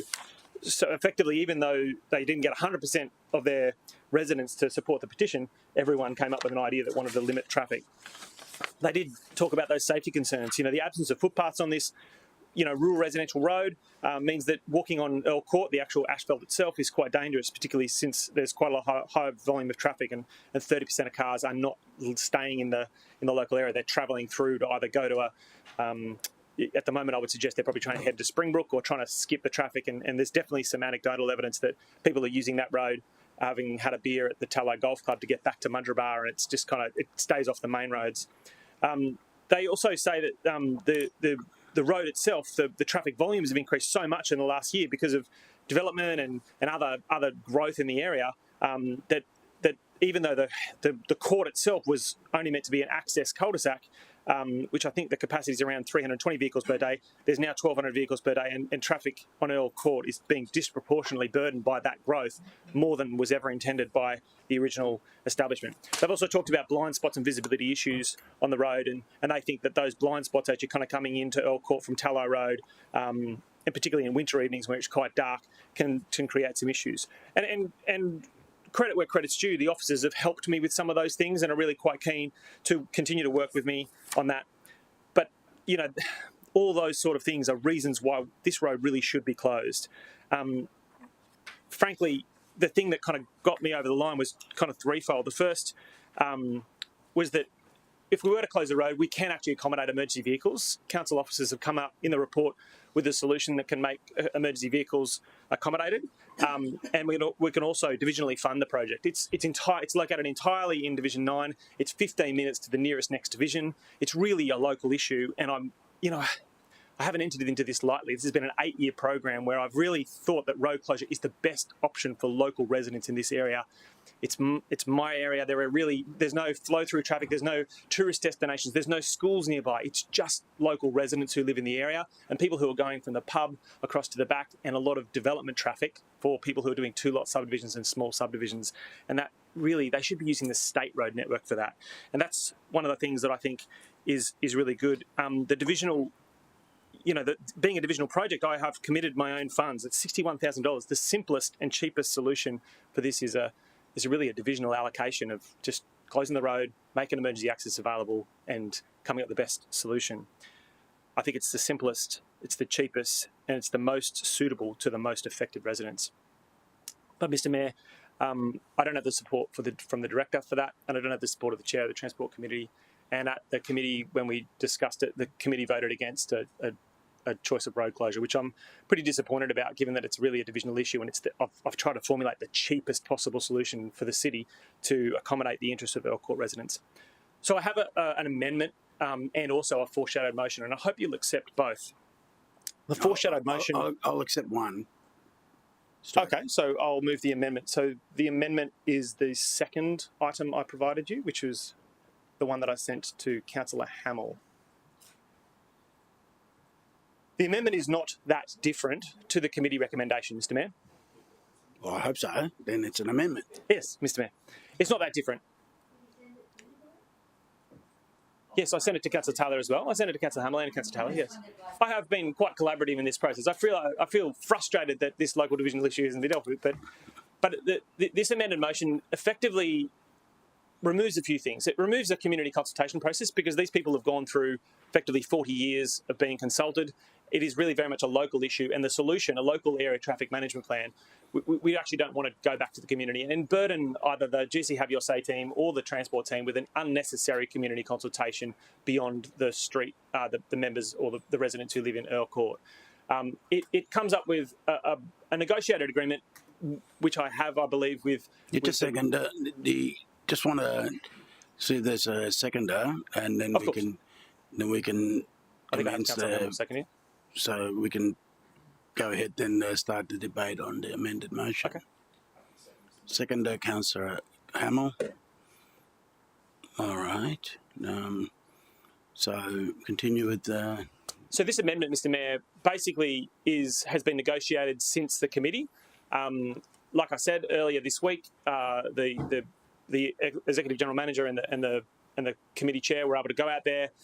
They came back with a proposal that involved 5 speed bumps or speed bumps. And frankly, I really appreciate that because speed bumps have been initially what we tried to go down the track of, but the residents actually really frustrated because about 60% of the traffic in that street is actually local traffic. No one really wants to drive over 5 speed bumps in their own street. What they wanted was closure.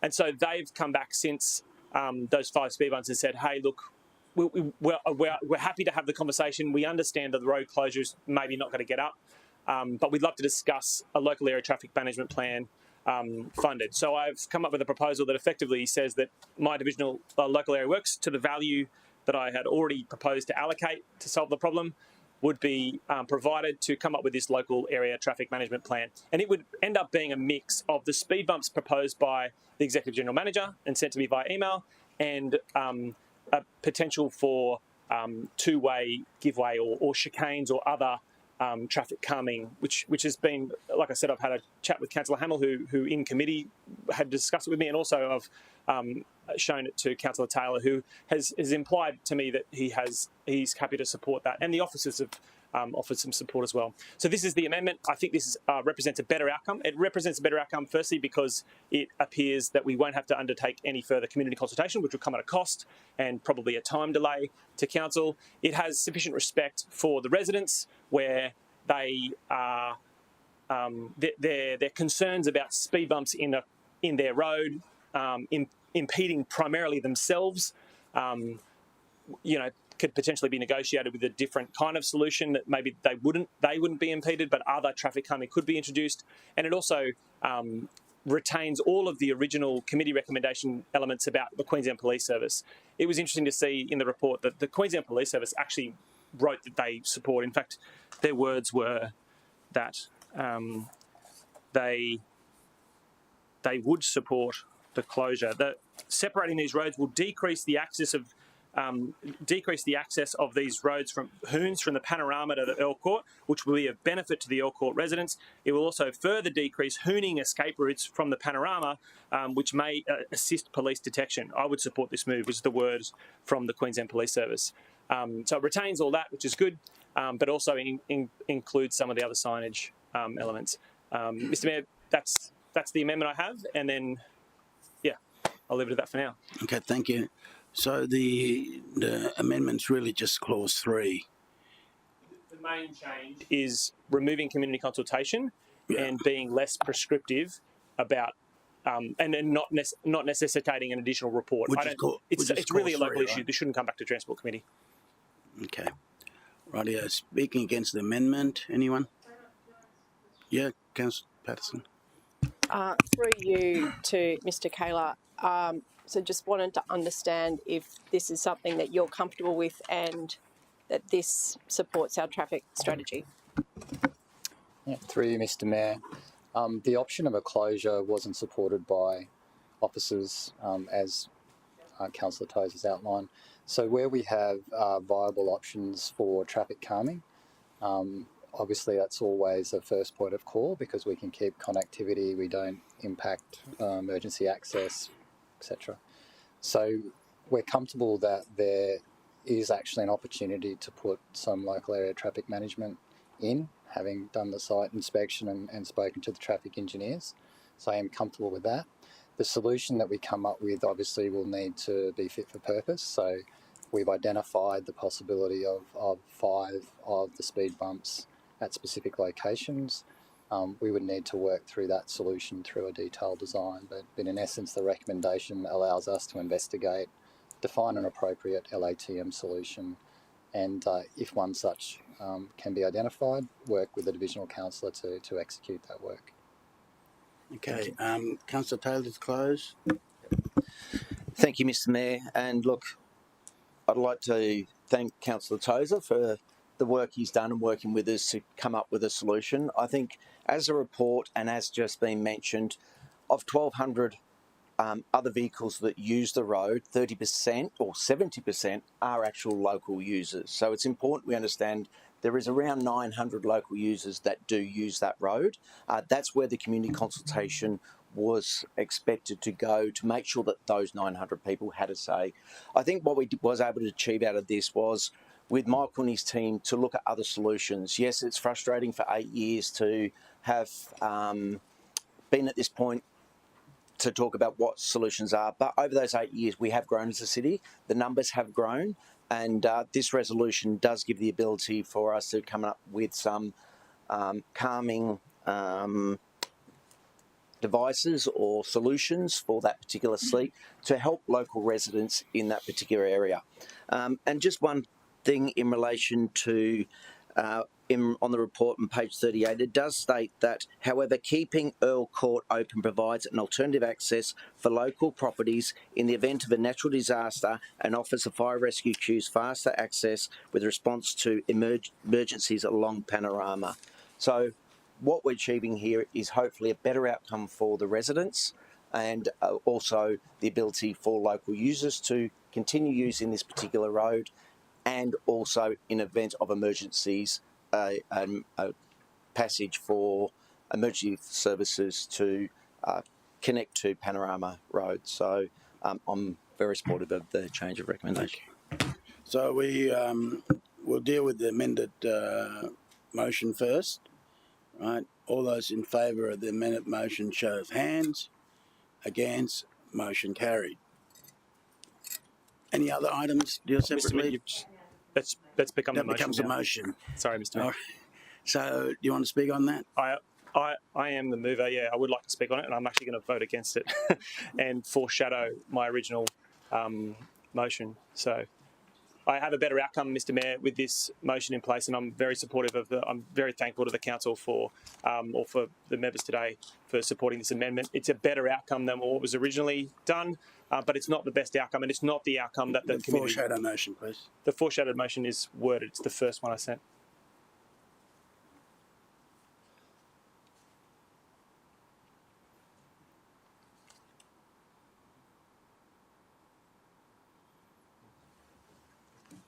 That's not the one, I'm sorry. Yeah.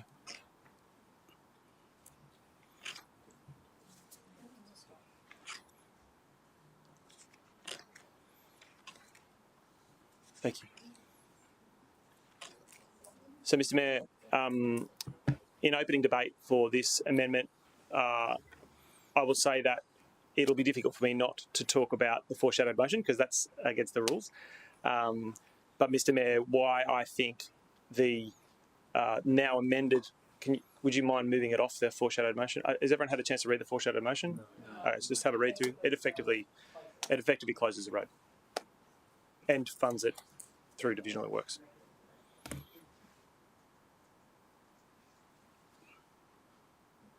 Okay. So if you want to move back to the motion now, because that's the, yeah. So, Mr. Mayor, this amendment is a better outcome, as I said, than the original outcome, and it means that we can negotiate with local residents to come up with some traffic calming solutions that are as lowest impact to those who live in the street and the maximum impact to prevent it being used as a rat run, which is the issue. Mr. Mayor, I've already spoken a fair bit about this, and I'm going to distill my comments into three things. The first is, over 40 years, these Earl Court residents have been prevented from realising the intent of the original Earl Court when it was constructed, which was a cul-de-sac. They've written to us multiple times. There's been multiple petitions. There's been multiple reports to council, and council has, on multiple occasions, said that they, that they want to keep it open. And frankly, they've ignored the concerns of Earl Court residents, and I'm frustrated by that. 13 years being in, trying to come up with calming solutions, being told no, we can't do it, the topography's not right, and then in the days between a committee and a full council meeting, we come up with a calming solution which is not satisfactory to the, we're really dealing with it on the run. After 7 years or 8 years of working with the officers to try and come up with a solution and effectively being forced to get a petition to close the road, now the officers are effectively working against that closure. And I think that's frustrating. There is no reason why this road should remain open. The solution that officers came up with does not prevent emergency access. In fact, I was willing to allocate an additional... You're speaking for the motion, right? I'm speaking against the motion, and I'm opening debate because I'm the mover. No, no. When you with the motion, right? The first speaker is for the motion. So that's not how I understood it. But Mr. Mayor, you're the chair. I can't tell you what to do. That's how I've understood it. So as the mover of the motion opens debate, is my understanding? No, speaking for. I asked. You're the mover of the motion. I said speaking for the motion. Mr. Mayor, what would you like me to do? Well, speak for the motion. So Mr. Mayor, I'm going to speak against the motion. How would you like me to do that? This is a person speaking for the motion. That's what I'm asking you. Again, I am supportive of this motion, but I'm also supportive of a better outcome. Well, speak to this motion. For the motion, that is. Speak to it, then vote against it. Yeah. You can do that, but you've got to speak for the motion, right? Mr. Mayor... And if you haven't got any more to add for the motion... So, and I appreciate you saying that. The meeting rules talk about opening debate as opposed to for and against. I appreciate you're the chair and you can say for. Would you allow me to speak against the motion at a later date? I've asked for you to speak for the motion. Mr. Mayor, this motion is better than the last one. Okay. Good. Mr. Mayor, this motion doesn't give the residents what they've asked for, is more expensive than the cheaper solution, and whilst it aligns with the officer's recommendations and support, Mr. Mayor, it doesn't result in the optimum outcome. And so that's all I can say for the motion, Mr. Mayor. Okay, thank you. Against the motion? I'd love to speak against it. Let's spend less money, Mr. Mayor, and do what the residents want. All right. You want to close for the motion? Mr. Mayor, I think I've said enough. I agree. Yeah. Rightio. Councillors, I put it to the vote. Division. The motion's in there. Division's call. All in favour, show of hands. What are we going for? The motion in front of you. Mayor Tate, Councillor Young, Councillor Taylor, Councillor Fowler, Councillor Gates, Councillor Wilkinson, Councillor Patterson, Councillor Martin, Councillor Doran, Councillor Marshall, Councillor O'Neill. Against? Councillor Curtis, Councillor Hemmel, Councillor Lacastra, Councillor Tozer. Councillor Tozer's motion's carried. The shadow, congratulations, the shadow's lapsed. Any other items you want to deal separately? For transport, back to you, Councillor Taylor. Thank you, Mr. Mayor. I move that all remaining recommendations be adopted. Seconder, Councillor Patterson. Mr. Mayor, sorry. You seconding? No, I had an item. Okay. All right, Okay. we'll go back. Go back. Are we going back? No, we're not. but we'll go with Councillor Patterson because we haven't moved on. Mr Mayor, I just want to stand to support and move the committee's recommendation for 6.1. So I'll leave that with that. If I got a second. Okay, you want to move that? Yes, please. Second, Councillor Peter Young. Mr Mayor, I thought it was important to acknowledge that the community was delighted to hear the committee's decision. Gail Manning was a matriarch for this city, for rugby league in this city, and what she did for so many hundreds, probably thousands of families, and for those who couldn't afford their shoes or their uniform, she made sure that they could play anyway. The community is delighted that we've made this honour and that we've got now the Gail Manning stand at the Tigers Rugby League Club. So thank you to the committee. Anyone want to speak against Gail? No? Okay. The debate's closed. Put the motion to you. All in favour, show of hands. Against, carry it, unanimous. Councillor Gates? No? I was seconding the motion of the chair before. right. Sorry, it's fine. Any other items to be discussed separately? Councillor Taylor, please. Thank you, Mr Mayor. I move that the remaining recommendations be adopted. Second, Councillor Gates. Put the motion to you. All in favour, show of hands. Against, carry it, unanimous. We go to item 12, consideration notice of motion. It's nil. 13, question on notice. Nil. 14, petitions. I have a procedural motion, councillors. Have you got a motion there, or I'll read it out otherwise? You have? Can you put it on the screen? Basically, councillors, that council resolved to amend the order of business in accordance with section 8.2 of the local law 1 meetings by moving items 14.1 to 14.4 inclusive. They're all about the same matter until after 16.2, which after we deal that, I think we'll resolve the petition. Second, Councillor Gates. Put the motion to you. All in favour, show of hands. Against, the motion carried. So we'll deal with 14.5. Councillor Wilson. Thank you, Mr Mayor. I move that the petition requesting Council immediately halt the administration of COVID-AI mRNA vaccines be received and referred to a committee for consideration and report. Second, question. Can I move a different procedural motion to Councillor Wilkinson? Well, there's no motion yet, so what would you like to... Just, Mr Mayor, it's a waste of the administration's time to receive this petition because it's simply going to be referred to state and federal authorities. So you move that we don't receive it? We don't receive it. Not received. Seconder, Councillor Fowler. Anyone want to speak against? Put the motion to you. All in favour, show of hands. Against, motion carry. I think it's unanimous. Am I right? Okay. So we're not receiving it. 14.6. I'll go to Councillor Wilkinson. Try again. Thank you, Mr Mayor. I move that a petition requesting Council remove the double-sided avatar with blue figure currently displayed at the entrance of Hotter be received and referred to a committee for consideration and report. Well, first up, which one is the blue figure? My understanding is that's now an asset of Experience Gold Coast, for which we wouldn't be the decision maker. Yeah, but it's not blue. I don't know, Mr Mayor. I think what it's referring to is... Anyway, I'll leave it alone. I don't know what blue figure it is, right? So I think that's up to Hotter. And they got their own board. I move that we don't receive the petition. Seconder? Second. Thank you, Councillor Tozer. All in favour, show of hands. Against, motion carried.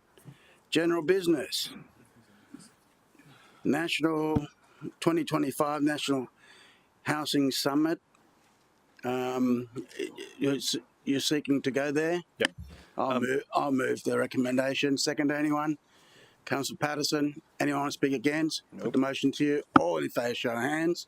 Against, motion carried. Unanimous. Other business. 16.1, temporary local planning instrument. Number 12, Gold Coast Screen Industry. Mr. CEO. So this is very straightforward, and it's a simple ratification of what the state have already approved. All right, so there it is. Mover, Councillor Hamill. Seconder, Councillor Gates. Anyone want to speak against? All in favour, show of hands. Against? Carry unanimous. 16.2.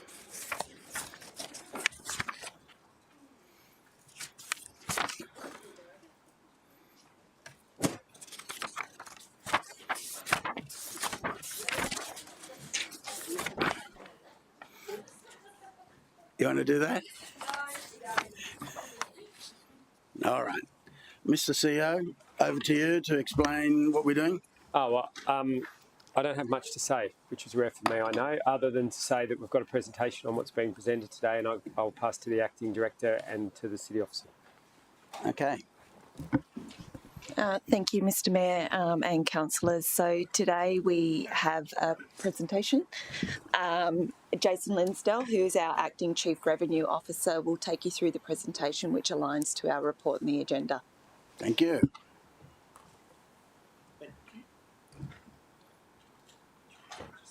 No, please. Sorry. Good afternoon, Mayor and Mr. Mayor and councillors. As Karen alluded to, my name's Jason. I'm the Acting Chief Revenue Officer at the moment.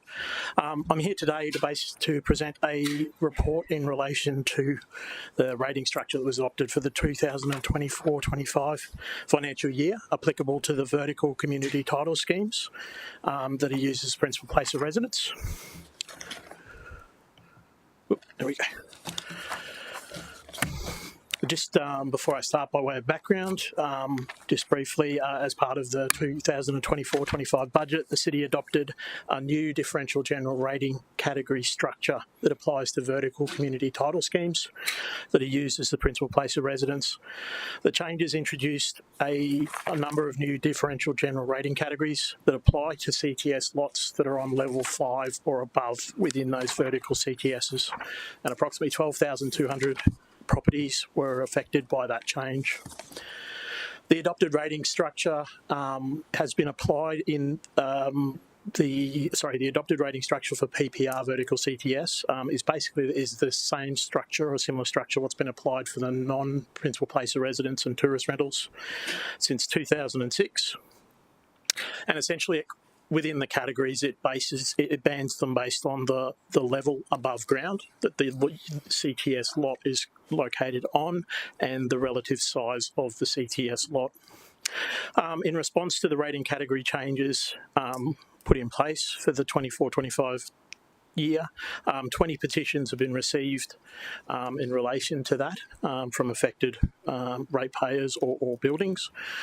And in addition to that, there was a community feedback campaign that was run through the GC Have Your Say platform in August and September, and around 500 odd petitions or responses were received to that. So moving forward now into the findings of the review and addressing some of the primary concerns of the petitioners and the feedback that was received. Firstly, I'd like to address the reason for the change. So the change is about ensuring all properties across the city make a meaningful and fair contribution through their general rates. It's consistent with the underlying principle of valuation-based rating. That principle refers to the fact that higher valued properties ought to be paying more in general rates than lower valued properties used in the same way. So for properties located outside of a CTS, this is achieved through obviously applying the rate to the valuation that's given to those individual lots, because each individual lot is given its own valuation. For properties that are inside a CTS, though, we only receive one valuation, and that valuation is subsequently shared between the multiple lots that exist within that community title scheme. So as a result, the previous rating structure applied to the PPR vertical CTS didn't adequately achieve the principles of valuation-based rating, which is why we were looking to make the change. It's important to note that this change was not made to increase revenue. There was no extra revenue raised as a result of the change, but what did happen was a redistribution of the revenue across the remaining rate base. Accordingly, if these changes weren't made, the remainder of the property base, which makes up about 96% of the city's properties, would have seen a larger increase as a result in their general rates. The change was to improve equity and fairness, and obviously this has caused some conjecture in the responses that we've received, but obviously an individual has different perspectives of equity and fairness. And we're looking at it from a citywide perspective and making sure that the policies that we have in place around general rates are as fair and equitable for all ratepayers. The change was required to overcome the difficulty that arises from lots sharing evaluation, CTS lots sharing evaluation. As I mentioned before, unfortunately, separate valuation is not provided for each CTS lot. Instead, we get one valuation from the Valuer General, and basically that values the land on which it's built, and that valuation is then shared to the lots in the CTS in accordance with the lot entitlement, which is contained in the community management statement for the CTS. The resulting shared valuation doesn't provide an outcome that is fair and equitable in relation to the general rates that are calculated. Approximately 12,200 odd properties were affected by the change, which accounts for about 4% of the properties across the city. The increases experienced in dollar terms were between $3.20 per week for those on levels 5 to 10, up to a maximum of $13 per week for those on level 40 or above. Only 97 properties across the city received the maximum increase of $13 per week. So that's less than 1% of the affected properties and less than 0.03 of the properties across the city.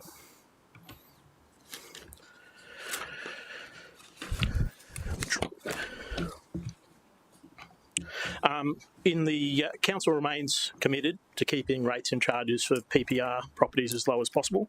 In the 2024-5 financial year budget, total rates and charges for a PPR single unit dwelling with a median rateable valuation increased by just 4.24%, which is less than the average inflation for the previous 12 months of 4.8%. The adjustment for the PPR vertical CTS in the 24-25 financial year has resulted in increases for that cohort of properties above this measure, but for properties that are located above level 5, but this was required in order to achieve a more equitable footing on which to move forward. Approximately 51% or 135,000 of the city's residential properties are currently part of a community title scheme. So moving forward, this amount's obviously expected to increase over time as we see housing densities increase with more high-rise and residential towers. The property landscape on the Gold Coast is obviously much different now than it was 10 or 15 years ago, with a lot more high-rise and an increase in density and concentration of properties along key areas along the coast. So it's important that the city acknowledges and addresses the difficulties that we currently have in terms of the shared valuation through these category changes. Delaying it further down the track would only exacerbate the current situation as we see the number of properties in a community title scheme increase. The city's, as I mentioned, the city's rating structure needs to adapt to ensure appropriate and equitable general rates are levied on all ratepayers.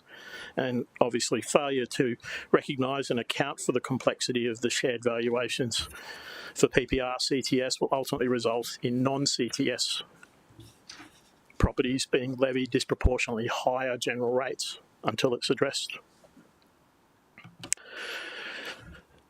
The change to the PPR vertical CTS rating structure simply brings it into alignment with what's already been in place for the non-principal place residents and tourist rentals since 2006.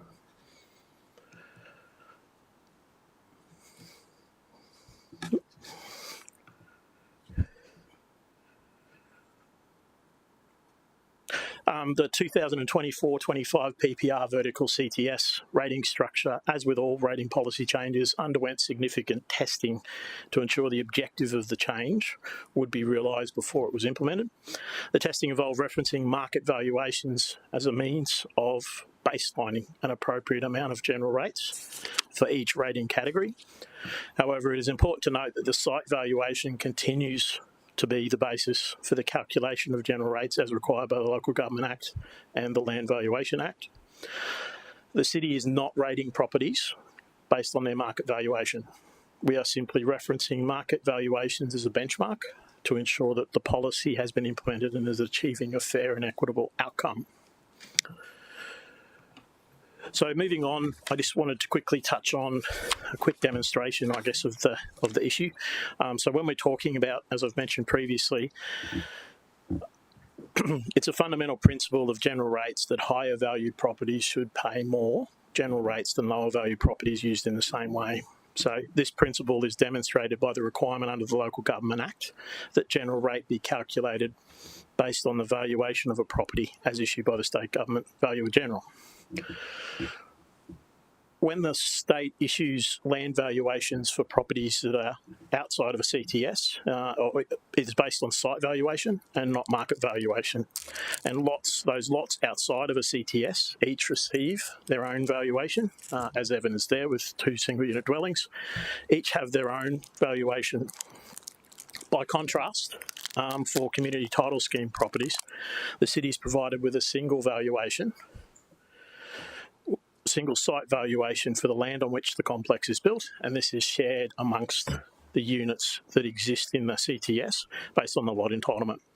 There are no individual valuations issued for the CTS lots, and as you can appreciate, the size and number of lots in the community title scheme property has a significant effect on how a single valuation is shared.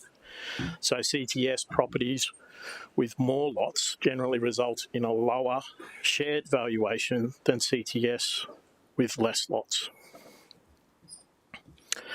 As a result of this anomaly, the CTS, as a result, the rateable valuation for CTS lots do not, on their own, provide an adequate mechanism to ensure high-valued properties pay higher rates compared to lower-valued properties used in the same way. So over the next couple of slides, we want to work through a couple of examples that are based on real situations and real properties across the city. So the first one we're dealing with, this example, we have a community title scheme property located in Southport with a site value of $7.9 million. That is shared between 162 individual units in the property, and we're comparing that with a house at Mollendina. So we have found and included 3 lots in the community title scheme that have had recent sales. One is on level 2 with a recent sale of $650,000. One is on level 6 with a recent sale of $825,000, and one on level 21 with a recent sale of $1.3 million. The house at Mollendina, incidentally, has also had we've chosen that because it recently had a property sale of $1.3 million as well. As you can see, the shared rateable valuations for the CTS are quite low and range between $34,000 and $50,000, whereas the rateable valuation applicable to the house is $660,000. Next, we add in the general rates that have been levied over the previous 2 financial years under the former rating structure in this scenario. And what you do notice there is that the very low shared valuations prior to this change, there's no distinction at all between the general rates that are paid or have been levied on the units, despite the differences in the underlying value of those properties. Similarly, what we find and what we observe is there's no parity between the CTS property and the house, even though they're worth roughly the same in terms of the value. So moving forward now and adding in the 24-25 rates and charges under the new structure, we see now that there is a distinction and an increase in general rates that applies to the lots in alignment with the increasing value of the properties. And similarly, if we look at the $1.3 million recent valuation unit on level 21 and compare that to the similarly valued house, we get a closer level of parity between the general rates paid for those two properties. So moving on again, this time we've got a second example, and this one's sitting in Surfers Paradise as well. So again, we've got a community title scheme block, and we've picked some properties. So this particular community title scheme block has a rateable valuation, a site valuation of 22.6 million, and it's shared between 366 individual lots. And we're comparing that to a single house in Benoa with a site value of 737. Again, we've identified 3 units within this community title scheme, which have had recent sales information, this time on level 7. With a recent sale of 640, level 21 with a recent sale of 952, and level 61 with a recent sale of 1.5 million. And the house in Benoa has a similar valuation of that 1.5 million. As you can see, the rateable valuations for the CTS lots are quite low compared to the house, which is a common theme. And again, as we add in our general rates for the previous 2 financial years, we observe the same outcome as the previous example, where essentially there is no recognition of the more valuable properties in terms of the general rates we historically levied on these properties. And similarly, if we look at a CTS property with a comparable value to a house with us, and there's a huge disparity in the general rates levied between those two. Again, bringing in the 24-25 general rates based on the structure changes that were implemented this financial year. We see then now that there is a level of recognition in the general rates increasing in line with the values for the properties. And we also see that there is a level of parity between the CTS unit on the 61st floor that recently sold for 1.5 million to the house that sold for 1.5 million. So this example, along with the previous one, obviously demonstrates how the new rating structure has helped to improve fairness and equity, not just between the different units in the same CTS building, based on the increasing general rates on value, but it's also achieving a level of parity between similarly valued properties in the CTS versus similarly valued properties outside the CTS. And as one last example, again, we're looking at a community title scheme. This time we've looked at a property that is west of the Gold Coast Highway as a way to get away from the water. This particular property has a site valuation of around 3.8 million and shared between 114 individual lots. And we're comparing it again to a property in Benoa. So we found recent sales information for 3 units on level 2, 6 and 15 this time, and the sales values increased as it goes up in unit levels, as you'd see there. So on level 15, recent sale was for about 1.2 million, and the house that we've chosen to compare against at Benoa had a recent property sale at 1.2 million as well. And you'll note their rateable valuations, again, consistent with the previous 2 examples, are quite low. Bringing in the rates over the last 2 financial years, we see the same dynamic again with the low rateable valuations, showing that there is no distinction in the general rates that we levy on those properties. And similarly, the disparity that exists between the similarly valued properties outside of the CTS and the unit that sold for a similar value as well. Again, bringing in the 24-25 general rates now, we observe that same dynamic in that this particular example, we have seen that the general rates now do increase in line with the unit levels and the values that we see through the property sales. And we also see that there is a level of parity between the $1.2 million unit and the house, albeit it's a little bit further apart than the previous 2 examples, but it was previously significantly more.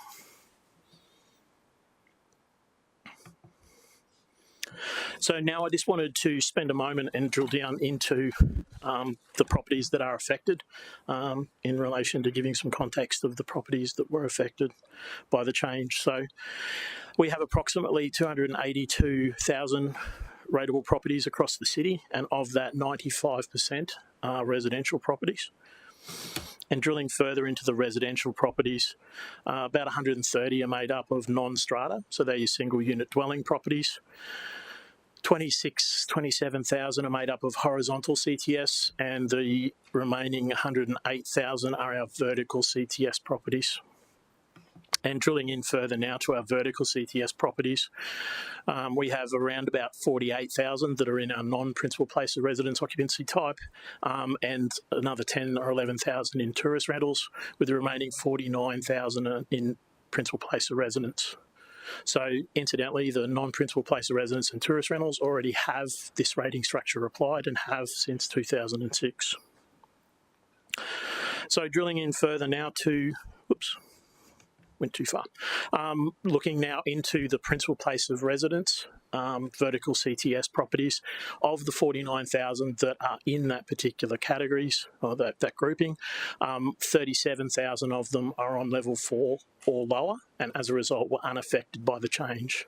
So that leaves us with 12,209 properties, or 4% of our rate base, that were affected by the change. The difficulty that arises from the shared valuation for CTS units is not unique to the City of Gold Coast. The shared valuation approach applies to all Queensland councils. So any with CTS obviously would experience a similar issue that we are, but obviously those councils with a higher proportion of properties in a community title scheme, they obviously feel the effects of those shared valuations more. So at the City of Gold Coast, as I mentioned before, 51% of our residential properties are part of a community title scheme, and that's only expected to grow in the future.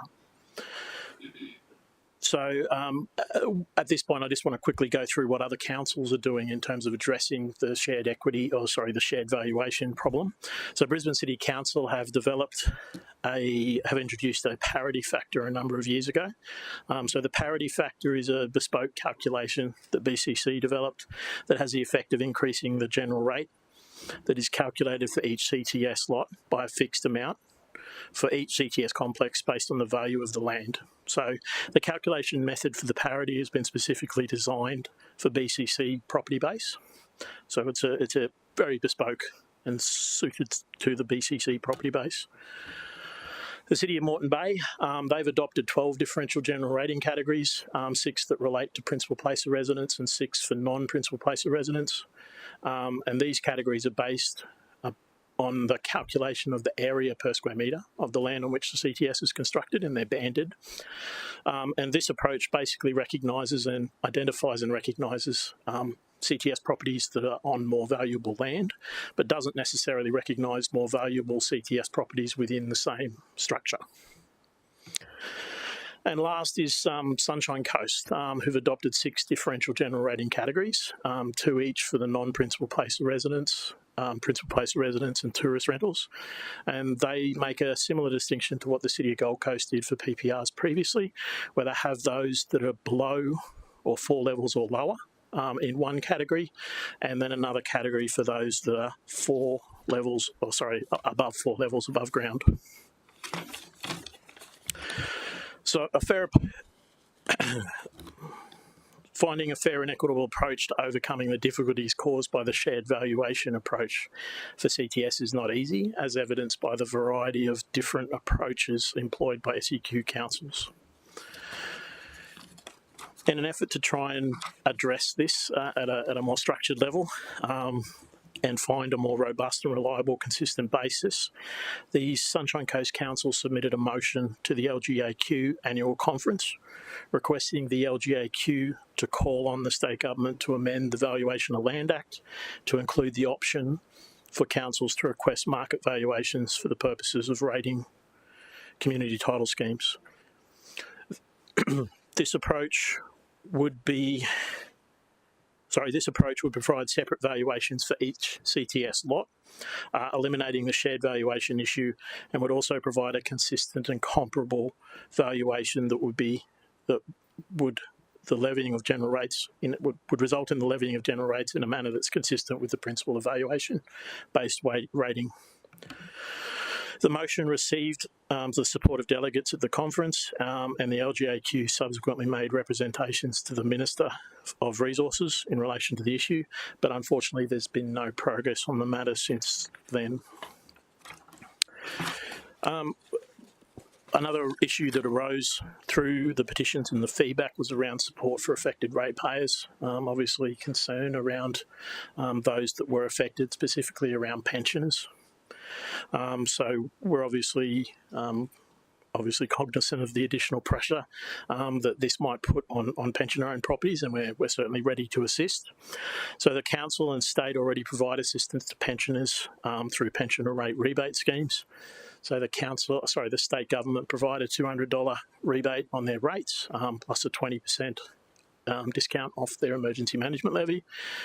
And that's available to all pensioners. And the council, in addition to that, council also provides a rebate to any pensioners that are in receipt of 80% or more of the maximum rate of $270 per annum.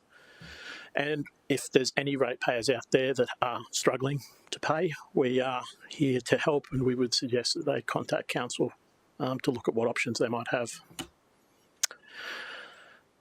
Another recurring theme through the feedback was around communication and consultation in relation to the changes.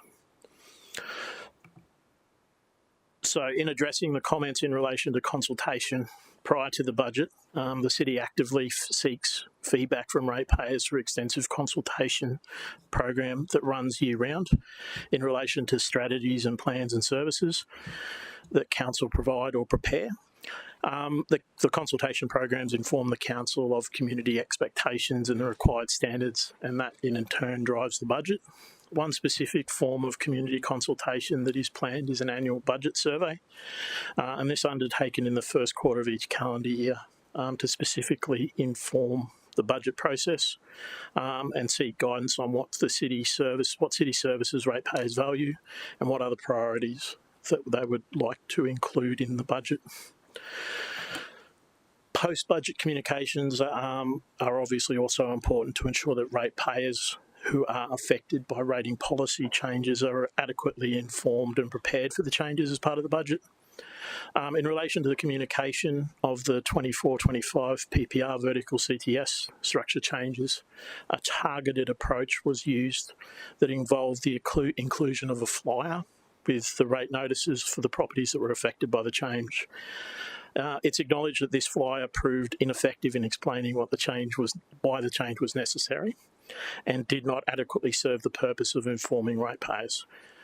In response to the feedback we've received, we are proposing some improvements in future in terms of post-budget communications. One of which is, as part of the budget documentation, we would prepare a summary of rate changes that would itemise the specific rating policy changes that would affect ratepayers.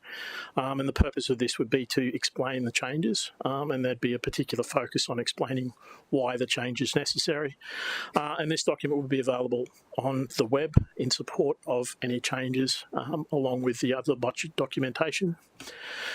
And secondly, in terms of targeted communications in the future for properties that are significantly affected by change, we'll look to improve those with a renewed emphasis on explaining why the change was necessary and making that clear to the ratepayers as we move forward.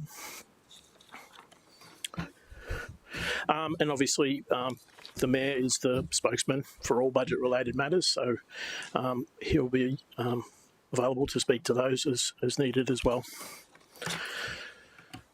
That's it in terms of my presentation. Thank you. Well done. Very good. Really appreciative. Any questions, Councillor Tozer? Thank you, Mr. Mayor. Earlier in the meeting, we deferred a number of petitions to later in the meeting, and my question relates to the proposed resolution in the report that talks about that any future petitions and inquiries pertaining to the subject of this report and associated petitions will be provided a copy of the presentation of this report.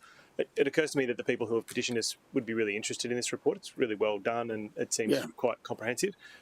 When we, for that to occur, do we need to receive the petition or do we not receive the petition? No need, because in the recommendation 17E states that any future petitions and inquiries pertaining to the subject of this report and associated petition be provided with a copy of the presentation to this report. So in other words, they'll put in if they want to put in a petition, I don't think we need to receive it because we're going to forward all the previous petition, same information. Otherwise, you're going to go round and round in a circle. That's great. So I just wanted to make sure that by not receiving the petition, they still got the report. They will get it. Great. That's good news, Mr. Mayor.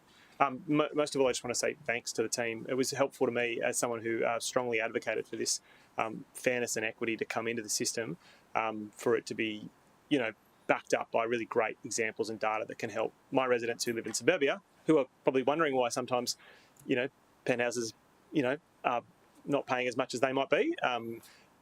It's really helpful for me to be able to explain to my residents how that has impacted them and how it's been a fair system, particularly for the 96% of ratepayers who aren't in a vertical strata title system. Councillor Doran. Thank you, Mr. Mayor. Thank you for the presentation. One quick question in relation to the comparables, Mr. Mayor, that was put forward on the screen in the 3 examples of Southport Service Paradise and Benoa. There were differences in the height of the units, but I didn't hear you speak to whether there were similarities in the actual unit sizes or any other similarities that could connect them so we can use those comparable values to also assess. We're assessing a 2-bedroom versus a 2-bedroom or a 2-bedroom versus a penthouse. Just give some context to those, please.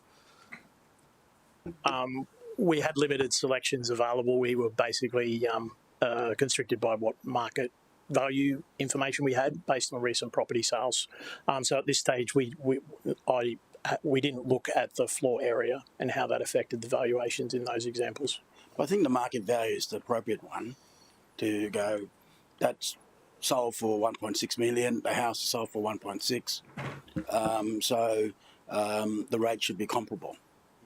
And the house might be 4-bedroom. That one might be 3-bedroom. I think, well, doesn't matter. It's valued at 1.6 each. Councillor Martin. Thank you, Mr. Mayor, and thank you very much for the presentation.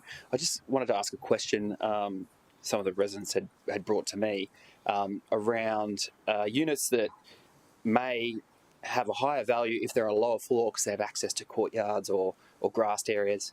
How would we deal with that in terms of equity and fairness if maybe they did have some data that backed up that value and a lower level was higher? Those ones where they do have a larger footprint at the base would generally get a larger proportional share of the valuation assigned to them. So that would be the primary mechanism we would use to identify those more valuable ones on the lower floor if they've got a larger area. But it is dependent on how their valuation is split out. Yeah. The other factor is that you can do a calculation selective on, let's take for example, ground floor. How does that value of the ground floor versus the value of third floor, right? And if the ground floor is dearer, then we readjust our cutoff point. You might go, well, there's a category for the ground floor. I mean, that's really fine tweaking it, but there is availability to do that. But I think for the first pass of what we did as a council for fairness there, I think we nailed it pretty well. When you went, well, we'll do this level and this level, this level. They backed it up with valuation data, and it goes within $100, $200 of rate payment. I was so surprised. I thought it'd be a lot wider range, and I thought we'll have to modify it a bit more. But your point about a ground floor is very, very real, and perhaps you can take that on board to investigate. Did we miss some rich people down the ground floor? Next question, Councillor Taylor. Thank you, Mr. Mayor. Obviously, I've presented quite a few petitions, and my area's been affected quite a bit. And I think the report has been what we would have liked to have seen when the rates first came out. I think the biggest challenge was when it came out, a lot of our residents were unaware of it. But a couple of questions I do have is the actual rating that we understand has been in for quite a while. Do we have any understanding of how that was developed in the first place? I might refer to Karen on this one. Yeah, through you, Mr Mayor, to the councillor. So it's predominantly based off data. So what is looked at is the market valuation data versus the valuation or site valuation data, and looking at what the ratios are coming back at. So I think you might remember when we come to special budget last year around the 1B and 1C property, which are our horizontal CTS properties. What we're seeing in the data there is that the site valuations are coming at a lot less ratio than what you would see for a dwelling. So a dwelling might be our 1.8 ratio, whereas a CTS might be at a 2.3, or when we're looking at verticals, it's looking at 4.5 and above. Councillor Taylor. Thank you. The other question I have is the information that's been provided has shown the gap between a residential and a CTS property. And in some cases, we can still see there's some differentials in the particular report we're seeing here now. How can we make sure that down the track there's no increase that is affecting the CTS properties? We understand it's got to be consistent for all properties, and we understand that there's been a real shift for a lot of CTS units, and obviously it's been proportional to what level they're in. But the concern for residents is not only the effect now, but moving forward, CTS has been separated to the general principal place for residents. It's not CTS.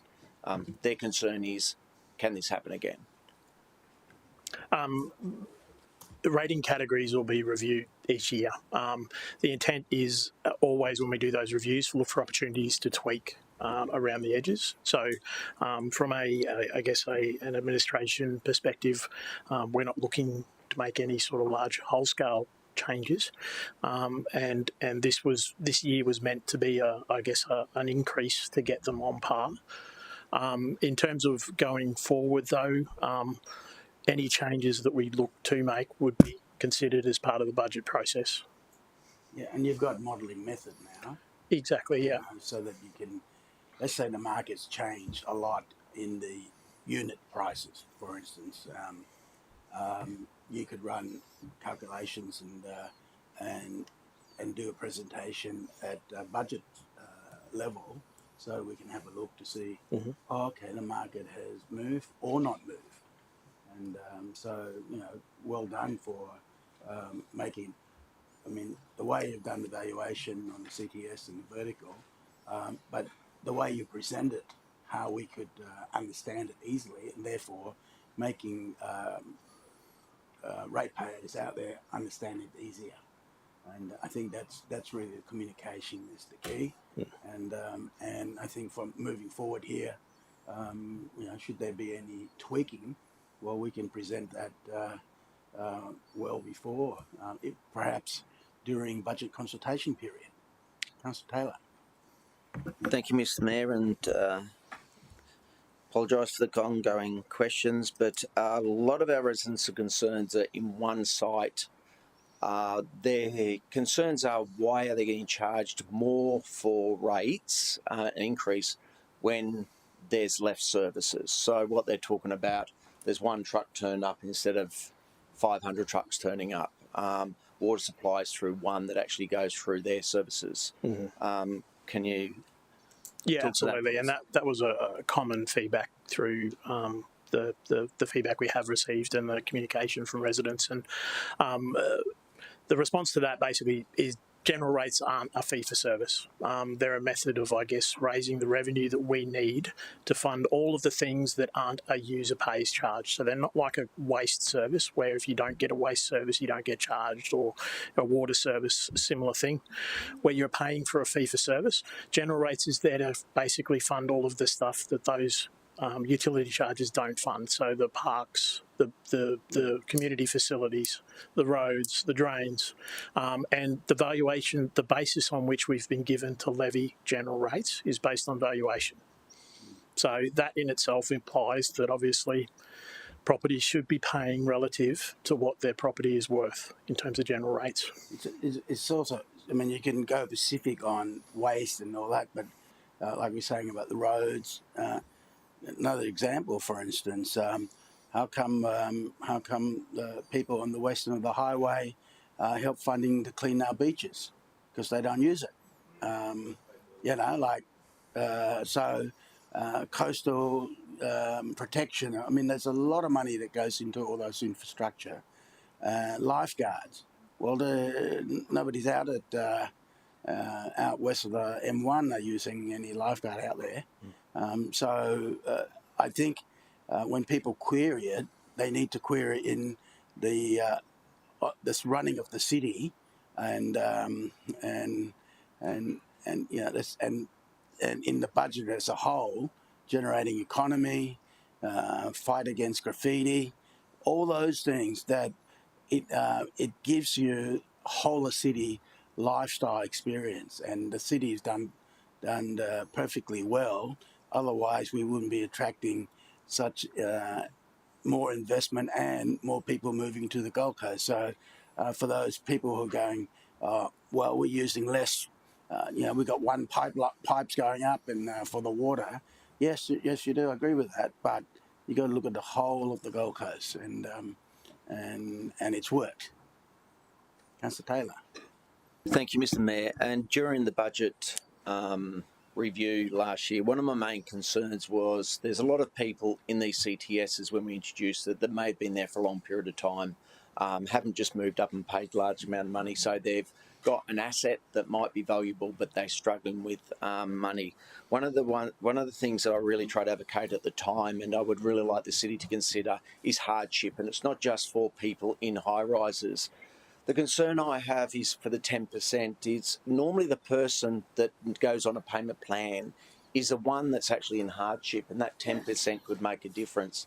I'm not saying that we need to have a situation where every time someone goes on a payment plan, I know we do it with our water rates and leakage, we give a one-off amount or time, but I would really think the city would, in these circumstances when there's a large change or we have someone that's got hardship, that how can we really consider if they get into a payment plan prior to the due date that they're able to consider that 10% for hardship.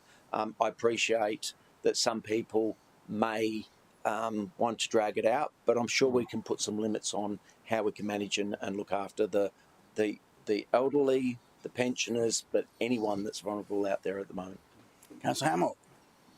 Mr. Mayor, following on from Councillor Taylor's question, I'm wondering if officers would be able to tell us that as a result of this change to those 12,200 properties, how many properties have had to contact the city and seek to go into a hardship plan or a payment plan? Do we have that kind of information Take available? it on board? Yeah, no, I don't, unfortunately. And the other thing I was going to ask is that out of those people who are PPR, right? Because I know that a lot of, in the vertical CTS there's a lot of Brisbane people who use it as their second home, and which is fine, but and those ones might be going, oh, the rate's gone up. But hey, it's the Gold Coast, so, you come and enjoy the beach and all that, and that's part of being on the Gold Coast. Councillor Hamill. Mr. Mayor, actually, possibly if the officers are going to take that on notice and present something back in the future, possibly it should be for the entire city, so we can look at the difference between the 96% and the 4%, because there's cost of living everywhere pressure. So I'd love to see if this has made a dramatic increase in that 4% area versus the 96% area. Yep, take it on board, Councillor Taylor. Thank you. And look, this report has been great. Wish we had it earlier, and I'm obviously in a position where I do have a lot of CTS, but I do have a lot of other residents as well that obviously are paying a little bit more than what the CTS previously have, and I do appreciate what we do with the city. We do really well. But I just want to touch on the tourist rentals. I did find part of this process, it was a dramatic increase. I know it was in line, but some of those rates had increased substantially. And I know it's a big part of our city that we do have people that we want to make sure there's housing for the community to live in, but we are a tourist destination. And I really think there's something that I'd like to look in a little bit more coming into the next budget, because there were some really large increases. 200, 300%. But in line with that, you'll need to take on board that the income increase on the rentals, specifically for tourist rental, where that's at, because that's jumped quite a bit, much more than our rates. Councillor Hamill. Mr Mayor, it doesn't matter now. I was going to raise a point of order that the council has introduced something that's not the subject of this report. If he wishes to do a GBI separate, it's fine, but this is nothing to do with this report. Councillor O'Neill. Thanks, Mr Mayor. Mr Mayor, I'd just like to raise some budget consultation issues, because I know that in the current budget we were obviously in caretaker mode during that time, and it's, we've been sort of tossed a few allegations around that councillors knew about the review before the budget process. And I'd just like to, now that we've got an open session about this, I think we should clarify that you guys do your review, and then your recommendations are presented to us during the budget process, and all those budget papers are confidential, as in all the Queensland councils are. So I just want to I think if you could clarify that and open, that'd be great. Thank you. Mr Seah. Look, I was just going to make a very quick point going back to a couple questions back. I've been briefed recently on the amount of hardship payments across the city, and there's been no material increase this year compared to previous years. Councillor Gates. It's not a question, just a comment if you'll take it, Mr Mayor, and that's that in cases of hardship, there are other avenues for our ratepayers, and we've specifically made available payment plans or rates deferral. So there are avenues for people who are doing it tough, and we recognise there are people doing it tough, but it's good to know that there hasn't been any marked increase in cases of hardship identified to us in the last year or so.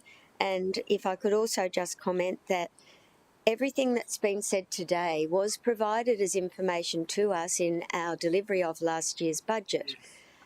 It's been expanded somewhat so that we now can see the real comparisons, which is fantastic for each of us, but it just reinforces the point that we as a council took a decision to make sure that 96% of our ratepayers were not affected, and that 4% of our ratepayers actually paid a fair share of the rates burden. So I'm very grateful for today's report. I don't have any questions at all because I think you nailed it. So thank you. All right. Councillors, I move the recommendation which reads that Council A, the report and feedback received via the petition and community feedback campaign, we note that.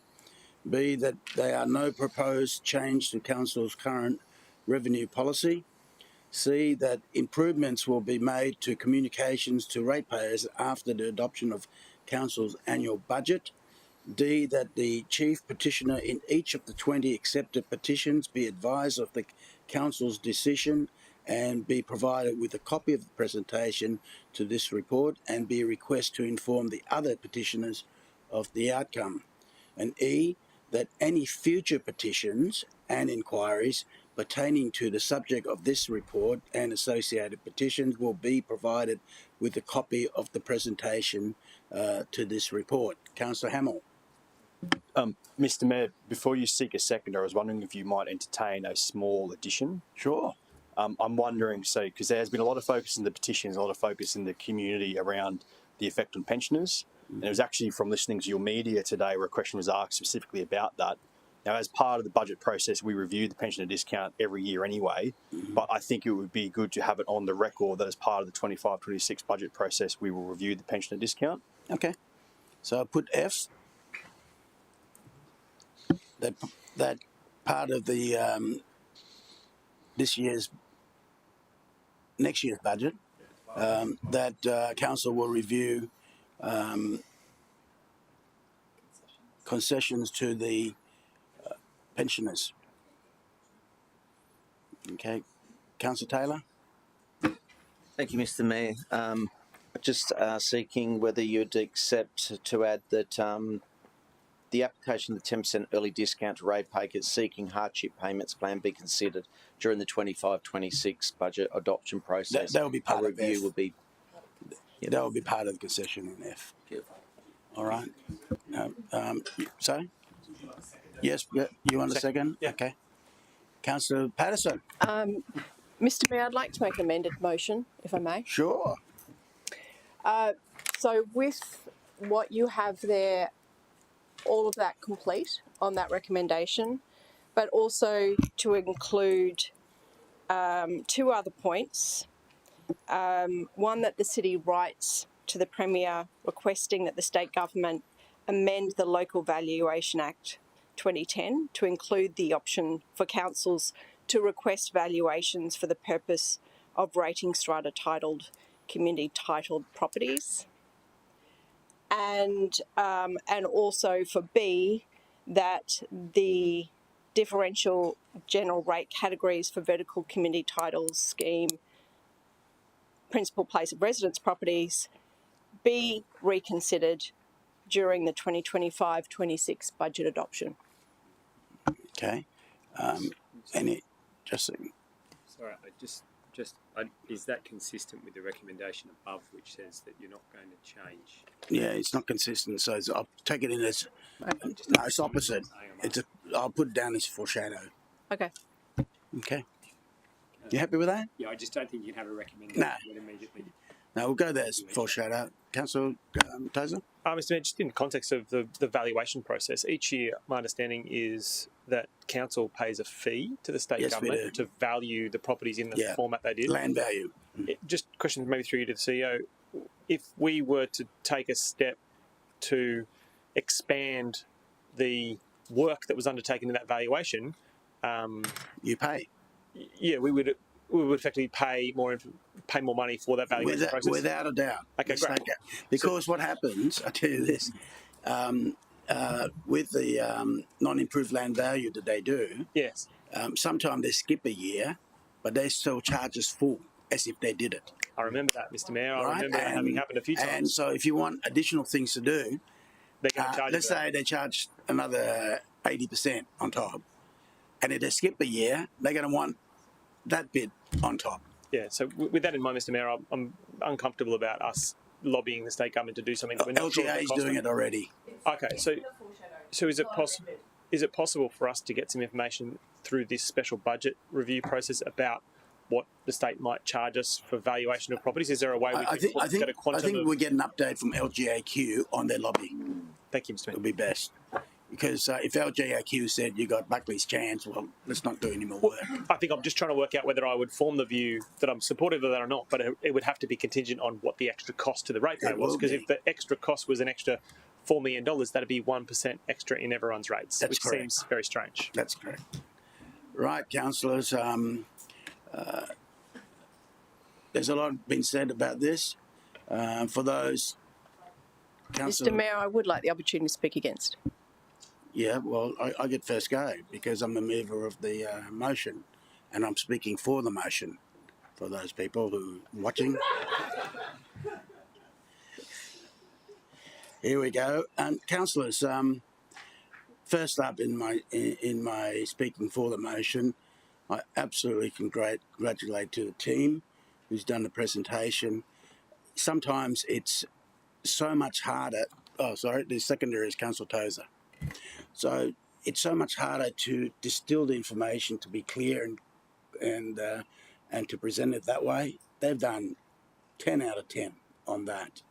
And the second part is that to councillors that we voted on this last year, that presentation shows how we absolutely nailed the fairness of the rates.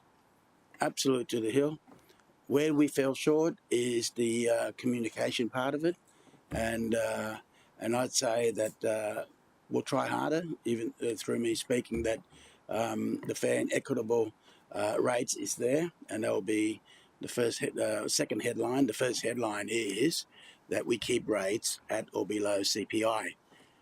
People forget that, and for the 96% of ratepayers, that's what our aim is. But at the same time, there's no cut on frontline services, and we've been doing that. And the lifestyle that we all enjoy, the city administration does a tremendously great job when you look at how beautiful our city is, and that's the comment I get from visitors from down south.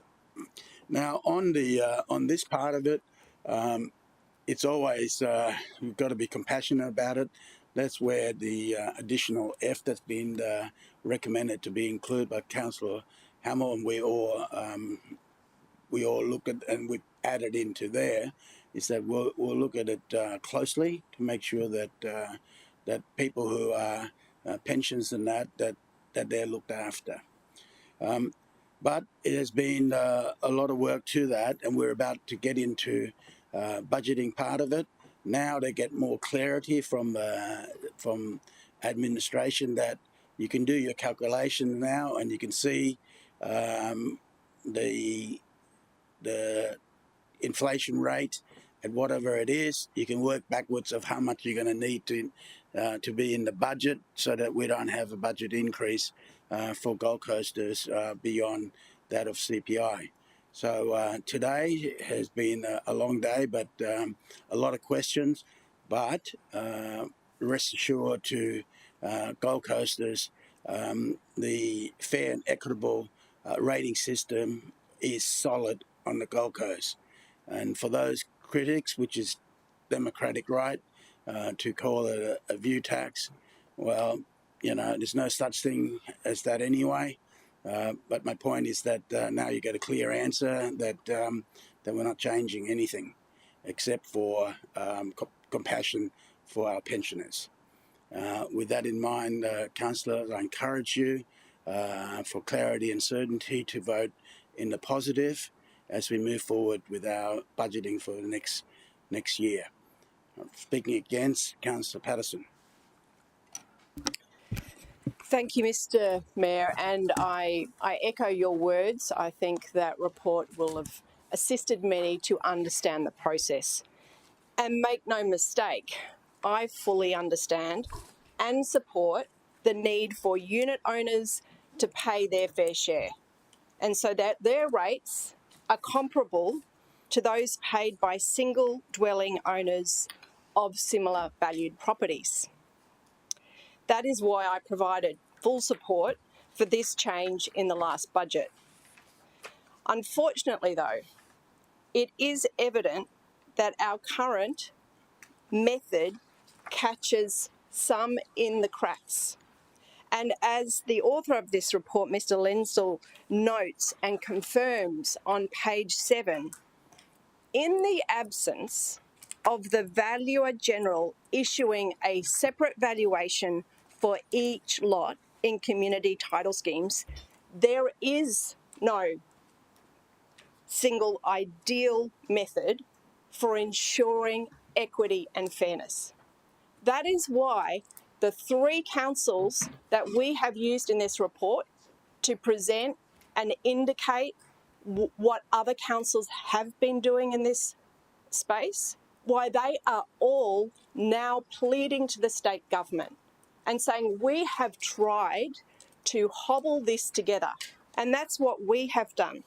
Whilst engineering the best replication we can for this, what would be ideal, I assert that we have unintentionally overcharged some of our most vulnerable in our community.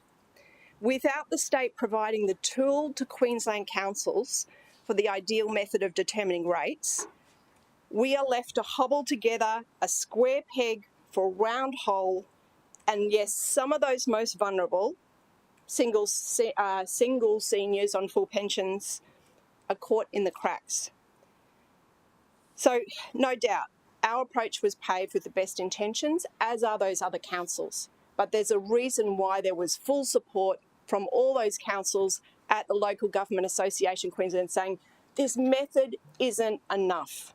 So we knew that that change needed to be made, But given what is occurring with other councils, maybe it makes sense for us to hold off until we do the we can get that valuation. Mr. Mayor, you mentioned a number of times with the lower level. So there's a few examples of where people aren't captured properly. For example, those who are deemed to be on a higher floor than they in fact are, because the levelling starts underground. So 5 is not 5. Where our unit size data is not accurate and is at odds with what the actual real sizes are. Some properties where the higher value properties are actually on the ground floor. And Mr. Mayor, you just stated that if we do find that and we look at valuations, we would look to review. But we cannot do that with this method. We cannot alter that until we have it based on a single valuation method. And some properties which are deemed of a higher value because of their height, but they are in fact modest, affordable housing towers in Southport and Labrador. So I absolutely support the intent, and that's why I was there and I seconded this, and I'm very supportive. Clearly, there is a disruption, but the reason why every single year for the last 20 years when this council has looked at it and chosen not to do it, it's because, yes, we need to fix it, but our tools are just too clunky and they miss people.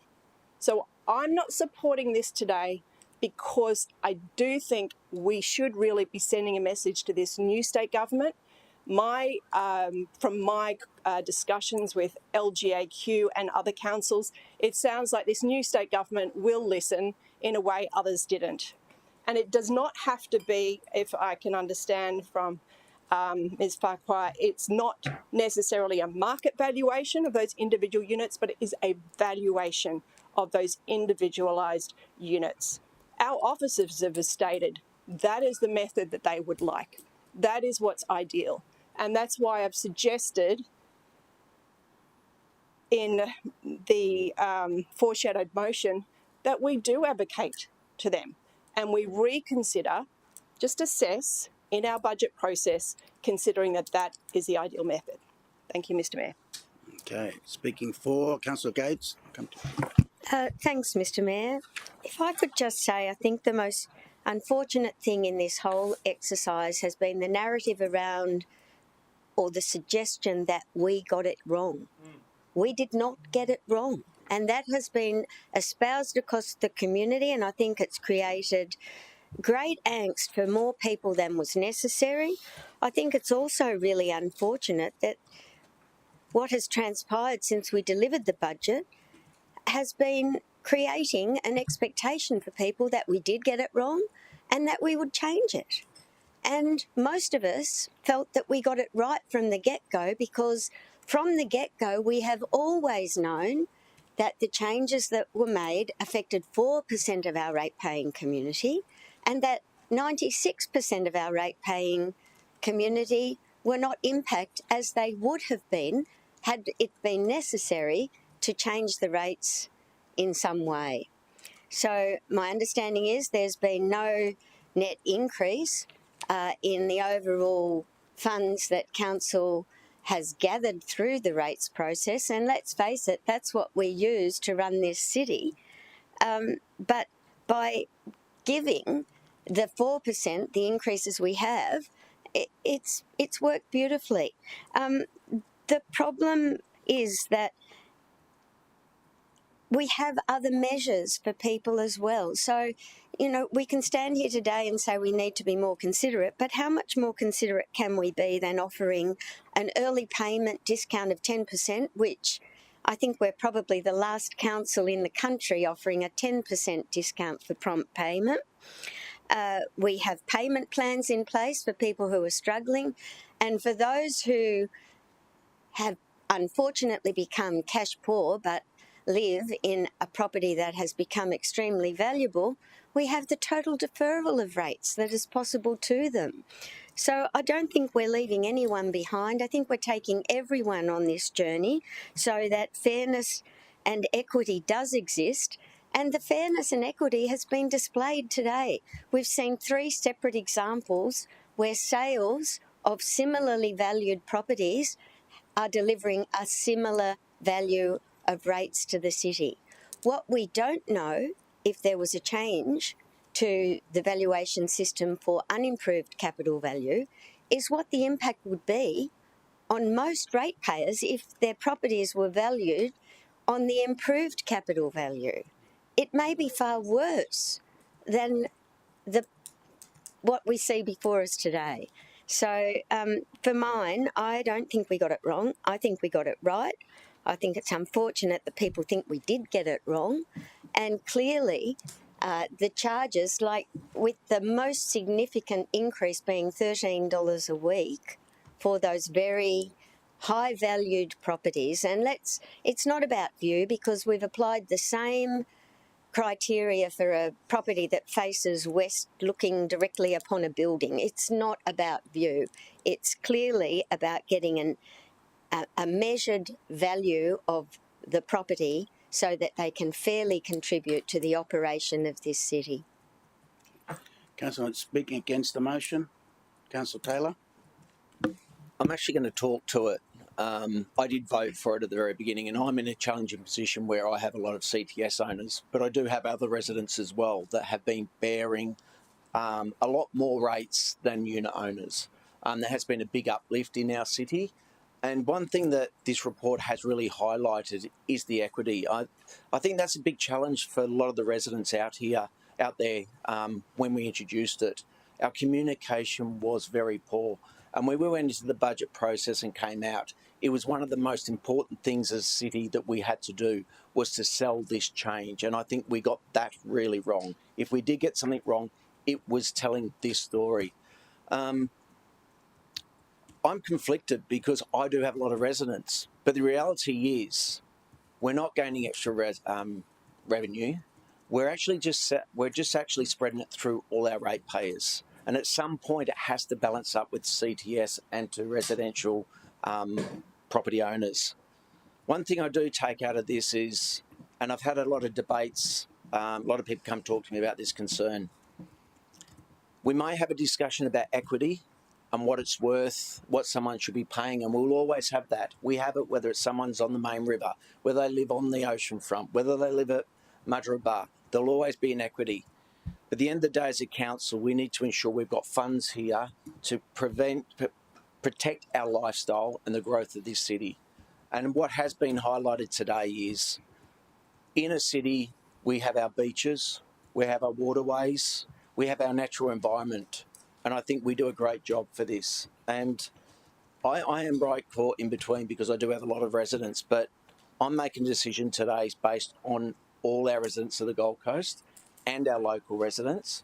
And I just think the officer's done a great job to highlight it now. I'm just very disappointed that we didn't have this at the very beginning.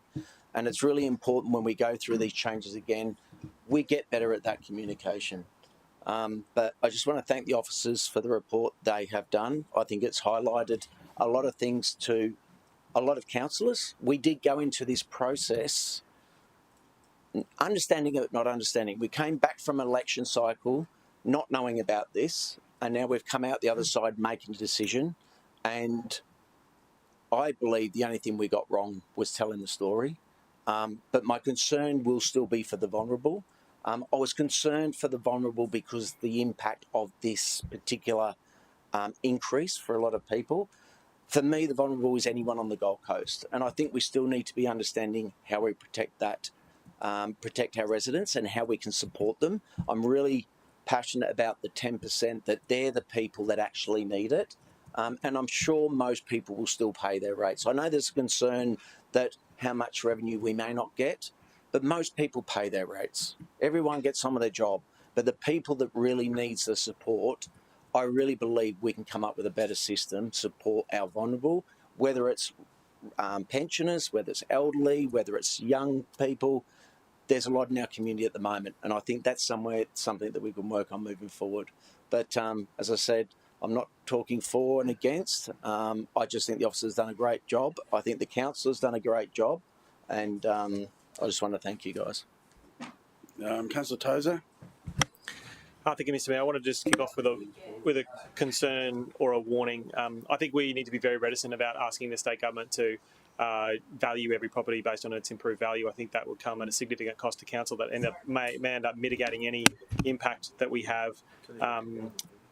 Sorry, clarification, Mr. Mayor, that there isn't a request for that. The request is that there is a valuation. That's fine. He's saying that we don't want to. But there isn't any suggestion that we do that. He can say that he doesn't want it. Yeah. Thank you, Mr. Mayor. Mr. Mayor, I think the valuation process is really important. What we don't want to have is the state shifting costs from their valuation team to the local council, and that would actually add weight, expenditure weight to our budget that we're trying to cut down. And frankly, we were at an event just yesterday morning where the CEO was able to talk about how much of an incredible saving we've made over the last little while, resulting, I think, in a $625 what would otherwise be an increase in rates. And we've been able to reproportion that $625 to other great programs, great road program, great community centre program, employing more lifeguards, improving our library service, and going on this great strategic program with community centres. There's lots of things we've been able to do with that money by creating savings, and the last thing we want to do is add burden to costs that we really don't need to take on. I stand by our commitment to share the burden fairly across the rate base. I was pretty proud. I remember some time ago being one of the only councillors who voted against the change that occurred back in 2012, 2013, and to return to a system that is more fair, I think, is a really good thing. I wanted to just emphasise for the public that the underlying principles of this program is that rates are all based on land valuation, and that's exactly what happens. We do the right thing by the legislation, but we're also obligated to test that against principles of fairness and equity. And that those principles of fairness and equity change every year. Like, property values fluctuate, they go up, they go down, but that underlying principle of fairness and equity is really wedded to this idea that similarly valued properties in our city should pay generally the same property rates. That's loosely the underlying principle. That's the fairness and equity that we're talking about. And I think you'll see in the presentation today that it really does show there are lots and lots of examples. We only saw 3 or 4 today, but there are really thousands of examples that align. There is no doubt, Mr. Mayor, that some examples don't align. There are some anomalies that come up from time to time. There's someone who does, maybe have a bigger property on the lower level, but in general, the system works really fairly now that this change has been implemented. And frankly, as we move on from now, because we've set those categories in place, most of those vertical strata title properties will just be on that minimum general rate for that category, and that'll stay very similar to the standard minimum general rate increase that we talk about each year based on CPI. And I've been really proud to work with you, Mr. Mayor, over the last couple of years. I mean, really since 2012, where CPI has been that measure that we've been committed to. And I remember sitting in so many special budget committees and really forcing that down. And now we can be sure that every one of those ratepayers is going to be committed to that. Like when we put the message out for the whole city, they're going to be part of that. But also for the residents that I represent, they can be assured that they're not carrying a greater burden than they should just because they live in a suburban property, and the vertical strata title are carrying their weight as well. Mr. Mayor, I think this motion should get up, hopefully, and I'm really supportive of it and glad it's returned. Okay. Anyone else speak against the motion? I yield to Councillor Hamill to use my closing. It's very kind of you, Mr. Mayor. Mr. Mayor, I want to open with the same point that Councillor Gates did, that this is not a view tax. It never was a view tax. And allowing that narrative, and in fact some people adding fuel to that narrative, was a poor decision. This had nothing to do with your view and has absolutely not raised a single dollar more in revenue than what we're already budgeting for. This method is used in every VTS right across the city, including areas like Coomera and Pimpama. This has nothing to do with high rises in the coastal strip. It will be for every community vertical title scheme right across the city. Ones that are already built and ones that are come as well, unless a different model happens in the future. The information we received today is information I had at budget. I didn't vote on something without understanding it. I echo Councillor Gates that I do not believe we got it wrong, and dispute strongly any suggestion we did. Today's report just reconfirms this for me. The evidence based on real-life properties and very recent sales demonstrates that community vertical title properties have been paying less than a meaningful fair share.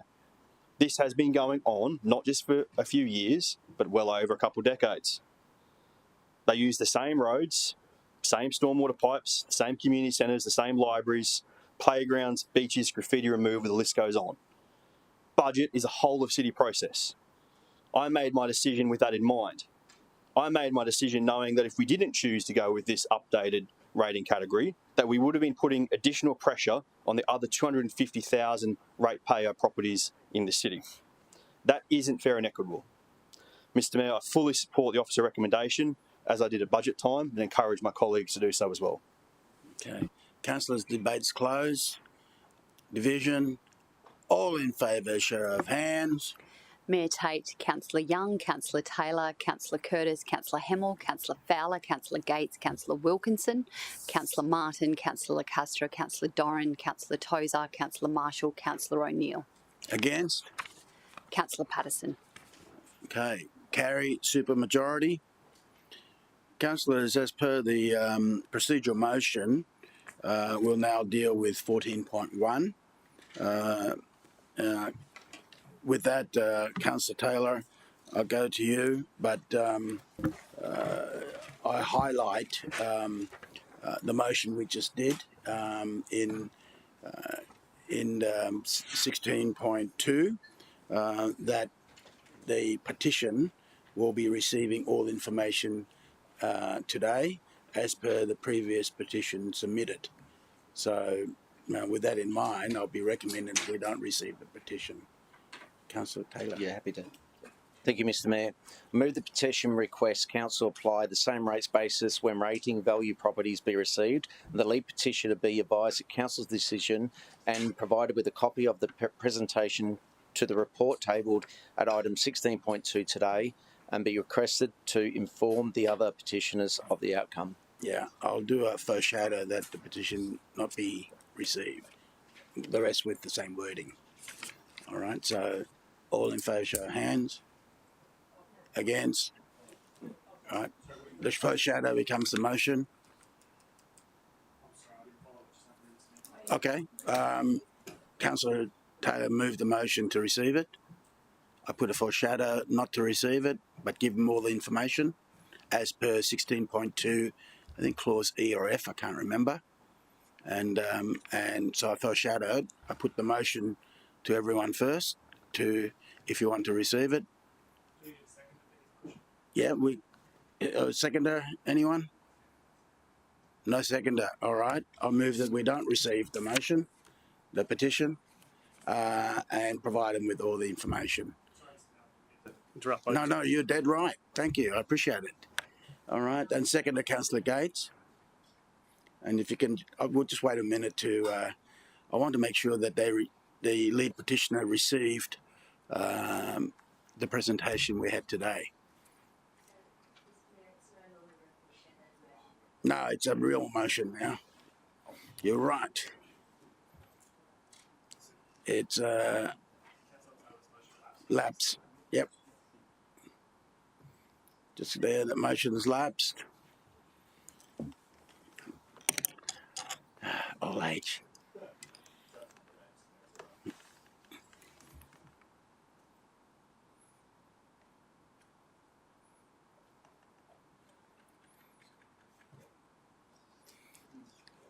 A copy of maybe today's presentation might be good.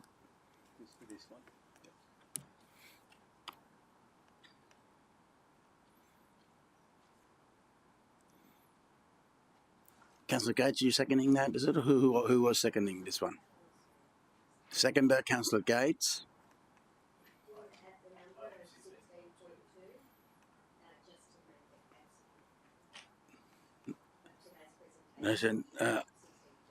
All right, in item 16.2. Very good. As per clause. Pages 1 to Is it page numbered? Pages 1 to 6. Right. Okay. Anyone want to speak against? Put the motion to you. All in favour, show of hands. Against, motion carried. Unanimous. 14.2.